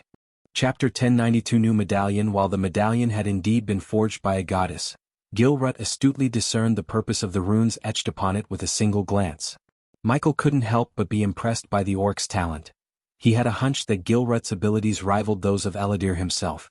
However, the question Gilrut posed caught Michael off guard. What are you talking about? Michael responded, feigning ignorance and avoiding any revelation of his divine nature. It wasn't time to disclose his godly status to Gilrut. Yet, Gilrut appeared unwavering in his certainty. This medallion, it's for suppressing a god's aura. And you are wearing it? What's happening there? What's Gilrut saying? Pink's voice crackled through the earpiece. Observing the unyielding confidence in Gilrut's eyes, Michael realized there was no fooling the orc. He's asking me if I'm a god or not, Michael responded to Pink, further astonishing Gilrut. The orc hadn't detected the conversation taking place through the earpiece. Shit. How did he find out? But then again, that man is a prodigy. I guess he really is that talented, Pink sighed. How do you plan to handle him? Pink inquired. How do you think I should handle him? He's looking at me right now, Michael replied, surprising Pink. What? Is she there? Pink was taken aback. Michael promptly removed the earpiece from his ear and tossed it into the air, where it hovered between them. Vina, you might want to speak to Gilrut. You're in speaker mode, Michael advised. Vina? Gilrut was bewildered. He inspected the device suspended in the air, trying to discern its nature, yet found no runes or energy emanating from it. Instead, he heard Vina's unmistakable voice. Hey Gilrut, Pink greeted. Gilrut was taken aback, his surprise evident. He scrutinized the mysterious device, baffled by its unknown capabilities. What kind of device is this? Gilrut asked. It's me, Gilrut. I wish I could meet you in person, but I can't step into Durin, Pink admitted, her laughter tinged with nervousness. Yeah, you should be in a mental asylum. But I can tell you're not there, Gilrut responded, sharing a chuckle. I never expected you to have a god friend, Gilrut remarked, his tone turning serious. We've known each other for years. Trust me when I say this, Gilrut, you should help him out. Don't worry about the Pantheon. Just assist him and no one will know you helped us, Pink implored. Oh. LB/in, this is a big favor, Vina. But I'm indebted to you, so I'll do it, Gilrut conceded with a sigh. He was an orc who loathed owing anyone anything. Therefore, even though aiding a rogue god would imperil his own safety, Gilrut chose to take the risk. Besides, Gilrut had no loved ones left to care about him. Gal had taken the life of the one woman who had loved him. As a result, Gilrut had adopted a reckless attitude towards death. Follow me, Gilrut declared, rising to his feet and taking a deep breath. Following behind Gilrut, Michael observed as the orc reached a set of bookshelves. With a practiced hand, Gilrut selected a particular book from the shelf. As he did so, Michael heard a soft click, and the bookshelf slid open, revealing a concealed door. Secret room in a tavern? Michael quipped with an amused smile. Gilrut turned towards him, a grin on his face. I own this penthouse and nobody in the tavern knows about this room. With curiosity piqued, Michael watched as Gilrut placed his hand on the metallic door. Runes etched into the surface began to glow softly. With a faint hiss, the metal door swung open, revealing a well-lit secret chamber. The room was adorned with various tables, intricate runes adorning the walls, a grand chandelier hanging from the ceiling and more bookshelves. The man who designed and built this building was a friend of mine, Gilrut explained. He didn't include this room in the official plans as a favor to me. Once inside the room, the door sealed shut behind Michael. Vidora remained perched on his shoulder as he leaned against the wall. You can now remove that medallion. This room is guarded against the Pantheon censors, Gilrut explained. Michael obliged, removing the medallion and handing it to Gilrut. The orc placed it carefully on the table before him and began examining the runes using a magnifying glass. So tell me, Vina, what have you been doing since you escaped Durin? Gilrut inquired, trying to maintain conversation with Pink to avoid direct interaction with a god. Just searching for my god friend there, Pink chuckled, not revealing much. Speaking of which, what god is he? Gilrut directed his question at Pink, rather than addressing Michael directly. "Why don't you ask him?" Pink retorted as Gilrut's curiosity got the better of him. It wasn't every day he could witness a god in his true physical form within his own room. "You sure this room will keep my presence hidden from the Pantheon?" Michael inquired, seeking reassurance. "Yes," Gilrut affirmed. "Why do you have a secret room with runes to prevent the Pantheon sensors from picking up?" Pink probed further. "Not everyone is very fond of worshipping Naribo Vina," Gilrut replied firmly, indicating that this was a matter between him and the orc god Naribo. As far as Michael was concerned, any disputes between them were not his concern. "Scare him," Iag whispered to Michael. Since Vidora was disguised as a three-headed serpent, none of the serpents' heads spoke. "You really want to know what god I am?" Michael inquired, catching Gilrut's attention. Seeing Gilrut's expectant expression, Michael activated the power of darkness. The entire room was plunged into pitch-black darkness. The chandeliers and runes lost their glow, and the room felt suffocated by an oppressive shadow. Gilrut couldn't see a thing. This darkness was unlike anything he had ever experienced. You are the god of darkness." Gilrut finally realized the nature of the god before him. As the darkness slowly faded away, returning the room to its previous state, Gilrut was visibly shocked. He stuttered, "You are the god of darkness." Pink chimed in with a playful tone, "Don't go having a heart attack on me now." However, Michael cut their banter short and got straight to the point. "I need a medallion that can hide my presence from the Pantheon." Gilrut, now somewhat recovered from his shock, took the medallion in his hands and began examining it closely. His fingers traced the intricate runes etched onto its surface as he thought deeply. "This medallion has runes to conceal a god's aura." However, since it wasn't crafted with a specific god in mind, attempting to use a god's power with it would render the medallion ineffective and making it detectable by the Pantheon sensors, Gilrut explained. Michael inquired, "Can you craft a new medallion specifically for me, one that won't be detected by the Pantheon?" Gilrut nodded, "I can create the rune design mimicking the ones inscribed in this room, but it will take some time, at least 3 days. However, it'll need a skilled blacksmith to forge the actual medallion. Once it's made, I can engrave the runes onto it." He continued, "These runes require a constant energy supply to remain effective, so you will also need celestial energy crystals." Michael inquired, "You don't have to worry about a blacksmith. I can forge the medallion. But do you know any place I can obtain the celestial crystals?" He knew that back in the mortal realm, he could mine arch-energy crystals from the Stormville Mountain, where Mugashiku slumbered. However, he was new to the realm of gods and uncertain where to find celestial crystals. He was aware that such a precious resource would likely be well guarded. Gilrut responded, "There is a mine here in Durin, but it's heavily protected by Naribo's angels. If you wish to avoid attracting the Pantheon's attention, which I assume is your goal, you'll have to purchase the crystals. Low-grade crystals can power the runes for a day, mid-grade for a week, and high-grade for at least 3 weeks." Michael nodded, "I see. Are these crystals expensive?" Gilrut confirmed, "Very. But you can purchase them if you have the coins from the Celestial Palace. Its branch is located here in Durin, just a couple of blocks away," Gilrut informed him. Gilrut continued, "Since you want to have a medallion for 3 days, you can wait in this room. Afterward, I can provide you with a low-grade crystal. With that, you can leave and purchase more crystals." 3 days swiftly passed by. During that time, Michael had purchased the necessary metals from the system to forge the medallion he desired. In the room, they both worked diligently towards their goals. Gilrut meticulously inscribed tiny, intricate runes onto a glowing, strange metal he had. His expertise in runecraft was undeniable, and he worked with both precision and care. On the other side of the room, Michael silently forged the medallion.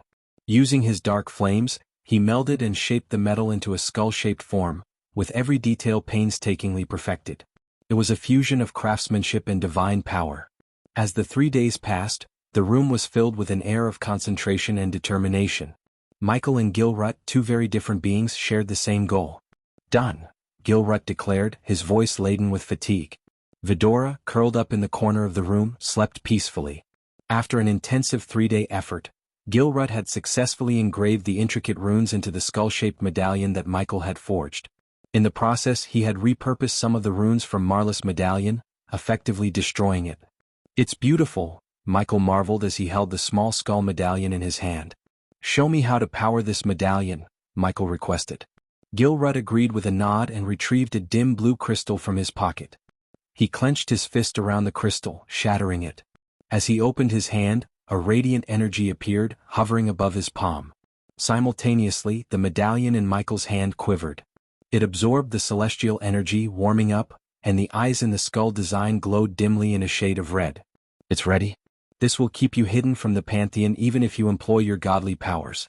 However, remember that it's not a foolproof solution. The Pantheon's detection array for rogue gods is extremely powerful. So, although the medallion will conceal your presence, use your godly powers sparingly, only when absolutely necessary, Gilrud advised Michael. With a firm nod of comprehension and a renewed sense of purpose, Michael hung the medallion around his neck. Taking a deep breath, he prepared to leave the room. It's time to start cultivating in this world, Michael said before leaving the room. Chapter 1093. Time for a grand heist. With the newly acquired medallion securely hanging from his neck, Michael navigated the bustling streets of Durin. Vidora remained asleep in his room as he blended into the festival crowd. This harvest festival seems like a big deal, Michael remarked, his gaze wandering over the vibrant celebrations. Yeah. Every year, the orcs invite people from all kingdoms and worshippers of all gods to celebrate their harvest. Say what you want, the food they serve in the festival is damn delicious, Pink chimed in through the earpiece. The mention of delicious food brought thoughts of his wife, Gaia, to Michael's mind. She was quite the food enthusiast. I wonder what she's doing, Michael mused to himself as he weaved through the festivities. Now that you have the medallion, what's our next move? Pink inquired. I need to gather some alchemy ingredients to start cultivating in this world, Michael explained. Then you should head to Eden's Garden. It's right next to the Celestial Palace, Pink suggested. Right, I'll remember that, Michael mentally noted. I also need to sell everything I stole from Ridion funds. I assume selling them in the Celestial Palace is out of the question, Michael asked Pink. Oh. LB/in. Okay, I've heard rumors about some black market operations in Durin, but I don't know their locations or how to contact them. I doubt Gilrud does either, Pink admitted. Officer Barug might be able to help, Michael pondered. Given Barug's position as a law enforcement officer in Durin, he would likely have knowledge of the black market in the kingdom. Obtaining information from him could facilitate the sale of the stolen Ridion funds valuables for gold coins. After all, Michael had no personal use for items such as rubies, diamonds, or artifacts. Although artifacts infused with celestial energy could be absorbed, the artifacts in Ridion funds were merely decorative, favored by the wealthy for their aesthetic appeal. Aren't you excited about us being together again? Pink asked, seeking Michael's thoughts on their reunion. I am, Michael affirmed, his smile evident in his voice. However, we both know the rules of this world are different. If we mess up on Earth, we'll end up in jail. But if we mess up here, we'll be killed or worse, Michael cautioned Pink, tempering her enthusiasm. I know. But still, killing gods has a nice ring to it. I just miss being paid though, Pink lamented, a tinge of disappointment audible in her voice. I'm working on that, Michael assured her, raising Pink's curiosity. I assume you're not going to tell me, Pink guessed, accustomed to Ghost's penchant for secrecy. Yep, Michael replied simply. Amidst the lively celebration of the Orc Harvest Festival, with stalls offering delectable treats and vibrant performances taking place on the streets, Michael skillfully navigated through the cheerful crowd. The revelry was infectious, and the rich sense of exotic foods filled the air. As he continued his journey, he soon arrived at an awe-inspiring sight. A colossal white marble building, the Celestial Palace, rose before him, its grandeur and opulence drawing the gaze of all who passed by. Its majestic architecture, adorned with intricate carvings of gods and celestial beings, towered over the surrounding structures, exuding an air of divine authority. Beside the Celestial Palace stood another imposing building, one shaped like a giant leaf, Eden's Garden. The structure appeared to be an architectural wonder, a testament to the orcs' craftsmanship and their reverence for the natural world. With determination in his step, Michael approached the entrance of the Celestial Palace. The massive doors, ornately decorated with symbols of gods and celestial energies, swung open to welcome him. As he entered the palace's interior, he was greeted by an air of solemnity and reverence. Orcs and devotees of various gods moved about with hushed voices, their eyes cast downward in respect. Making his way to the central hall, Michael inquired about the purchase of celestial crystals. He was directed to a counter where an elderly orc, adorned in robes of deep blue, awaited. The orc regarded him with wise eyes, recognizing the seriousness in Michael's request. Welcome to the Celestial Palace. How may I assist you today? The elderly orc inquired, his voice carrying an air of dignity.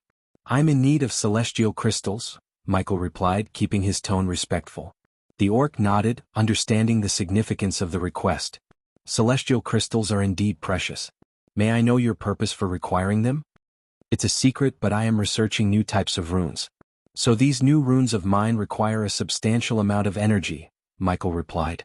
Pink had mentioned that the orcs held scholars in high regard, particularly those driven by a thirst for knowledge and a desire to create new things. As Pink had predicted, the old orc's eyes lit up with interest upon hearing Michael's explanation. It was not uncommon for scholars and rune masters to embark on endeavors involving novel runes. Thus, the orc didn't press Michael further on the matter. I understand, my lord. Please take a seat. The orc gestured for Michael to sit at the counter. He retrieved an emerald box, opening it to reveal several glowing crystals. We have mid and high-grade celestial crystals, directly from the Morena mine. As we all know, crystals from Morena mines are the purest and contain the most energy, the orc explained as he placed the crystals on the table. Depending on your runes, you can choose either these mid-grade crystals. The orc pointed to the deep-sea blue crystals, or high-grade crystals, he added, indicating the dark purple ones. What is the price difference between the mid-grade and high-grade crystals? Michael inquired. Well, the mid-grade crystals are priced at 100,000 gold coins each, while the high-grade ones are 300,000, the orc answered. Michael was taken aback by the cost but maintained his composure. Unfortunately, the prices are fixed, the orc added before Michael could attempt to negotiate. It'll take 10 high-grade crystals, Michael said, surprising the orc.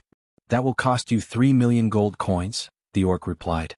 His astonishment stemmed from the fact that he hadn't seen this young man before, and his attire didn't suggest affiliation with any prominent families in Durin. He couldn't help but wonder who this young man was. What can I say? The pursuit of knowledge often comes at a high price. But one cannot halt their quest for greatness due to monetary concerns, Michael responded, adopting the tone of a true scholar. That is true. The old orc agreed, his respect for the young human scholar soaring to new heights. After subtly manipulating the orc's feelings toward knowledge seekers, Michael made the purchase, which included a complimentary space ring. Is there anything else I can assist you with, my young lord? Asked the orc. I also require some alchemical ingredients for a friend of mine, and I've heard that Eden's Garden is the best place to make such a purchase. Do you also recommend this place? Asked Michael. That is indeed the place for purchasing alchemical ingredients, the old orc affirmed. Although they offer the finest quality, it's worth noting that their prices are rather steep. I must admit, I hold no love for the money-hungry establishment that is Eden's Garden. With a contemptuous glance towards the mention of Eden's Garden, the orc continued, they hold a near monopoly on all the alchemical ingredients in Durin, so whatever price they present, it's non-negotiable. The orc leaned in slightly as if sharing a secret. If you're in no rush, I'd recommend looking for alchemical ingredients outside of Durin. You might find more reasonable prices elsewhere. Michael let out a sigh of resignation. I'm afraid I'm in quite a hurry, so I have little choice but to purchase from Eden's Garden. The old orc nodded sympathetically. True, they do offer the finest quality, so that's a silver lining. As Michael turned to leave, the old orc gave him one last piece of advice. One more thing, my young lord. Don't be disheartened by their poor customer service at Eden's Garden. Focus on the quality of their goods and try not to mind their lack of courtesy. Exiting the grandiose celestial palace, Michael found himself in the equally imposing Eden's Garden, where alchemy ingredients were sold. The interior of the shop was extravagant, with polished marble floors, intricate wooden shelves, and rows upon rows of glass cabinets displaying various rare and exotic ingredients. Approaching a counter where an old woman stood, Michael tried to purchase a list of alchemical ingredients. The old woman, however, greeted his request with indifference, her eyes barely leaving the ancient tome she was reading. I need these ingredients, Michael said politely, sliding the list towards her. She glanced at it, sighed audibly, and then begrudgingly started gathering the items. Mandrake root, powdered phoenix feather, moonlit dew. What are you even making with this stuff? Michael hesitated for a moment, then replied, It's a secret recipe. The old woman rolled her eyes. Of course it's a secret. Always is, isn't it? As she retrieved each item, she muttered under her breath about the inconvenience of her job. Michael couldn't help but feel a sense of frustration growing within him at the lack of courtesy. While Michael waited for his alchemical ingredients, Another customer at a nearby counter reached his boiling point. He slammed his fist onto the counter and yelled, "This is ridiculous. The prices are astronomical and your attitude stinks." The staff member on the other side of the counter shrugged dismissively. "Take it or leave it. We don't care." Overhearing this exchange, Michael couldn't help but feel some camaraderie with the frustrated customer. However, his attention was quickly drawn back to the old woman who had been assisting him. After finally gathering all the items, the old woman placed them on the counter and looked at Michael with a grin that seemed to say she had him cornered. "That'll be 2 million gold coins."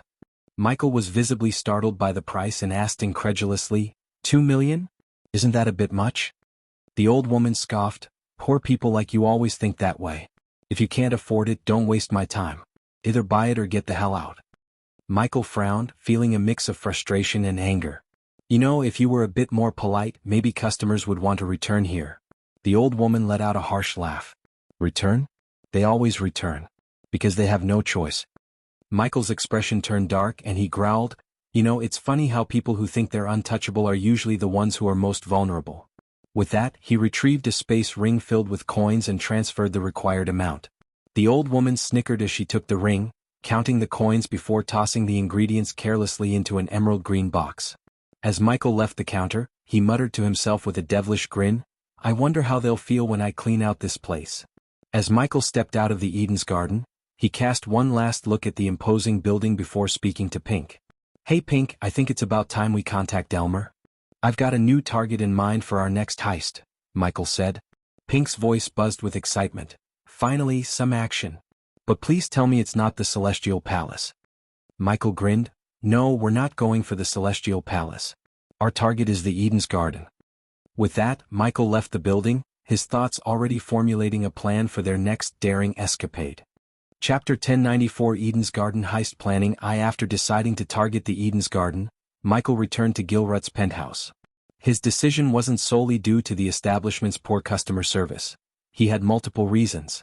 He needed more alchemy ingredients for creating new potions and pills, he wanted to assess Elmer and his crew's efficiency in another robbery, and, of course, he required additional funds. Planning Raynar's assassination wasn't going to be cheap, and he believed it was time to teach Eden's Garden a lesson. No one was untouchable. "Did you manage to acquire the crystals?" Gilrut inquired as Michael entered the penthouse. He glanced at Vidora, who was still peacefully asleep in the corner. Michael carefully picked them up and placed Vidora on the sofa. Michael's attention to his familiar didn't go unnoticed by Gilrut, who appreciated the god's care for his companion. "Yes, I got them," Michael replied. Gilrut visibly relaxed at the confirmation. Michael continued, expressing his gratitude. "Thank you for your assistance.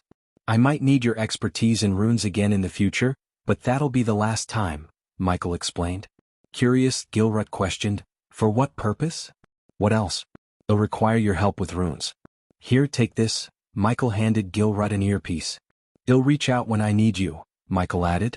"Now, if you'll excuse me, I have other matters to attend to," Michael said, heading towards Gilrut's hidden chamber. With the alchemy ingredients secured and the necessary prerequisites in place, Michael decided to initiate the body transformation process. Gilrut nodded in understanding as he watched Michael enter the concealed room.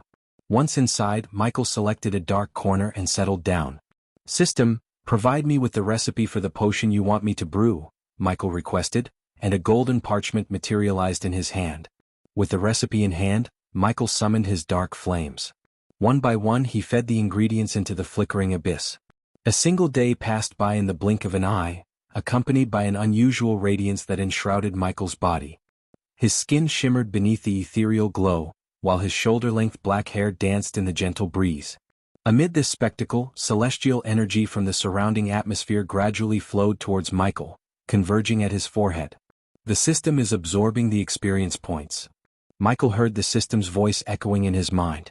The experience points he had accumulated, mainly from defeating the angels, began to transform into energy, slowly seeping into Michael's newly formed meridians. Congratulations to the host for reaching the initiate realm. Congratulations to host Michael for leveling up. The current stage is initiate realm. Experience points converted, 20,000. Experience points converted, 30,000. Experience points converted, 40,000. Congratulations to host Michael for leveling up. The current stage is Chi Awakening Realm. N/OV-L-B-I-. Michael entered the Chi Awakening Realm. The lights in the room, including the runes, flickered with intensity. Celestial energy within the room surged towards Michael, forming a miniature whirlwind of power around him. This surging energy was promptly assimilated into his body. Michael felt the newfound energy coursing within him, invigorating both his spells and physical capabilities. Simultaneously, the medallion adorning his neck began to quiver. Sensing the medallion's warmth on his neck, Michael flicked his wrist, summoning a purple celestial crystal into his palm. With a clenched fist, he reduced the crystal to a fine powder, which was promptly absorbed by the medallion. The Chi Awakening stage has enhanced the energy absorption rate from the Energy Devourer. The system's voice notified Michael. Slowly he opened his eyes, finding Vidora perched on a nearby table, gazing at him with curious eyes. "You're finally awake," Sarba remarked. "And this better be the last time you leave us hanging with nothing to do," Iag added, slightly irritated, addressing Michael. Deep within a bamboo forest, an unconventional village had taken root, constructed entirely from bamboo stalks. Upon first glance, one might have expected to find rustic villagers or humble farmers inhabiting the quaint village. However, the reality was quite different. Burly orcs clad in formidable armor and wielding an array of weapons prowled through the village's pathways. This secluded settlement was the secret lair of the Vilnius gang. Inside the central house, situated at the heart of the bamboo village, a small and cozy room served as the stage for the current drama.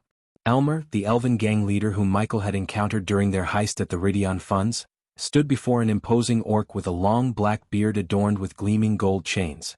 The orc was seated across a finely crafted mahogany table. Elmer maintained his composure while addressing the orc. "You've seen my judgment at work, Vilnius. When's the last time I steered us wrong? You're well aware of my value. It's the reason you keep me, an elf, as a gang leader, and grant me my own crew," Elmer reasoned. Vilnius, the notorious leader of the Vilnius gang, reclined in his throne-like chair, scrutinizing Elmer with a measured gaze. "Yes, your value is undeniable," Vilnius admitted. "But even your worth has its boundaries, my friend. The fact that you unilaterally committed us to hand over 35% of our loot without consulting me is a misstep I cannot simply overlook." Elmer defended his actions earnestly, explaining the circumstances. "The runes proved to be far more powerful than we initially anticipated, Vilnius. Moreover, Gilrut was taking an agonizingly long time to do his part. Had it not been for the human's intervention, Officer Barug would have caught us. Trust me, Vilnius, he's no ordinary man. He single-handedly breached the vault using sheer brute force, and there's something about him that unsettles me. I am obviously docking your share in the score. Be grateful I don't fuck you up for what you did. But since you are telling me that working with this John is more profitable to us than killing him, I want to meet him," Vilnius said to Elmer. "Fencing the artifacts and valuables you took from the Ridion Funds is going to be a pain in the ass, and you know it? This is precisely why I advised against targeting the Ridion Funds," Vilnius grumbled. "I still managed to pull it off with the dumbest crew," Elmer quipped, rolling his eyes. "Share the news with your dumb crew that they won't be receiving their cut due to their leader's generosity," Vilnius retorted coldly. Elmer harbored a glimmer of hope that his decision to partner with John would yield significant dividends in the future, as he had just relinquished a substantial portion of their haul. "Now set up a meeting with this John. I want to meet him face to face," Vilnius demanded, ending the discussion. However, an abrupt interruption occurred when a panicked orc hastily entered the room. "You'd better have an excellent reason for barging into my chamber," Vilnius growled at the intruding orc. "Boss, there's a human here. He says he wants to speak with Elmer," the orc stammered, his face etched with shock. Upon hearing the news, both Elmer and Vilnius were astounded. "What?" Elmer exclaimed in disbelief. Vilnius was equally taken aback and growled his displeasure. Their secret hideout had been kept under wraps, known only to the core members of their gang. To discover that a human had somehow found their location and was requesting to see Elmer was unfathomable. Wasting no time, Vilnius and Elmer swiftly exited the room. As they emerged, they were greeted by a group of orcs surrounding a human figure cloaked in black robes. The dark, stormy atmosphere added an ominous aura to the situation. Despite being encircled by armed orcs and elves, the human remained composed. "John?" Elmer inquired, recognizing him. "That's John?" Vilnius asked with a furrowed brow. "I swear, Vilnius, I have no idea how he found this place," Elmer hastily explained. However, Vilnius seized Elmer by the throat, hoisting him off the ground. Damn it, Vilnius. I'm not foolish enough to reveal our hideout's location to him. I swear, Elmer stammered, his voice strained as Vilnius continued to exert pressure on his throat. Release him, Vilnius. Your hideout isn't as covert as you think, John calmly stated. How did you locate this place? Vilnius demanded, all while not loosening his grip on Elmer. Sigh, Michael sighed audibly. I'm here to discuss a business proposition, not to fight. Release him, Michael requested as small bolts of lightning began to crackle around his wrists. In an instant, Michi unleashed an incredible burst of speed. His body blurred as he employed his lightning dash spell, moving so swiftly that it seemed like a mere illusion. As he approached Vilnius, he activated the silent spell, slowing down the passage of time within its vicinity. The world around him seemed to lose its frenetic pace, as if time itself had been gently put on hold. Michael reached Vilnius and deftly released Elmer from the gang leader's grip. With a fluid movement, he returned to his original position, leaving Vilnius stupefied. Vilnius, who had been holding Elmer firmly, was suddenly startled as he realized he no longer had a captive in his grasp. His gaze darted around, searching for Elmer. What had just transpired defied the laws of physics as he understood them. To his astonishment, he found Elmer standing beside John, blinking in confusion. Elmer himself was baffled, unable to comprehend how he had gone from being captured by Vilnius to standing freely beside their unexpected guest. What? What just happened? Elmer muttered, his voice tinged with bewilderment. Vilnius, equally perplexed, could only stammer, "Shit." The members of the Vilnius gang remained stunned, unable to fully grasp the mysterious events that had just unfolded. With Elmer now free, Michael turned his attention back to Vilnius, his tone firm and unyielding. Now if you stop wasting my time, I have a place to rob. Are you interested or not? Michael's words left no room for further discussion. Having witnessed the astonishing display of Michael's power, Vilnius had little choice but to heed the enigmatic John's request. I am listening. But first, tell me, how did you find this place? Vilnius inquired cautiously, his gang members still on high alert. I'm not a spy, in case you're wondering, Michael replied, dispelling any doubts. Very well, come inside and we'll talk. But should you attempt anything funny, rest assured, I have my own methods for dealing with individuals like you, Vilnius warned, his eyes fixed on Michael. With a nod, Michael followed Vilnius into the house, Elmer trailing behind. Once inside, Vilnius settled into his chair, leaning forward. Now, tell me, what do you hope to gain from meeting the Vilnius gang? Vilnius inquired. As I mentioned to Elmer, I'm planning my next heist, Michael replied plainly. Vilnius leaned back, intrigued but cautious. So, you're seeking a crew then? Very well. What's the target? He asked. Michael's response was delivered with a cold smile that sent shockwaves through the room. The Eden's Garden,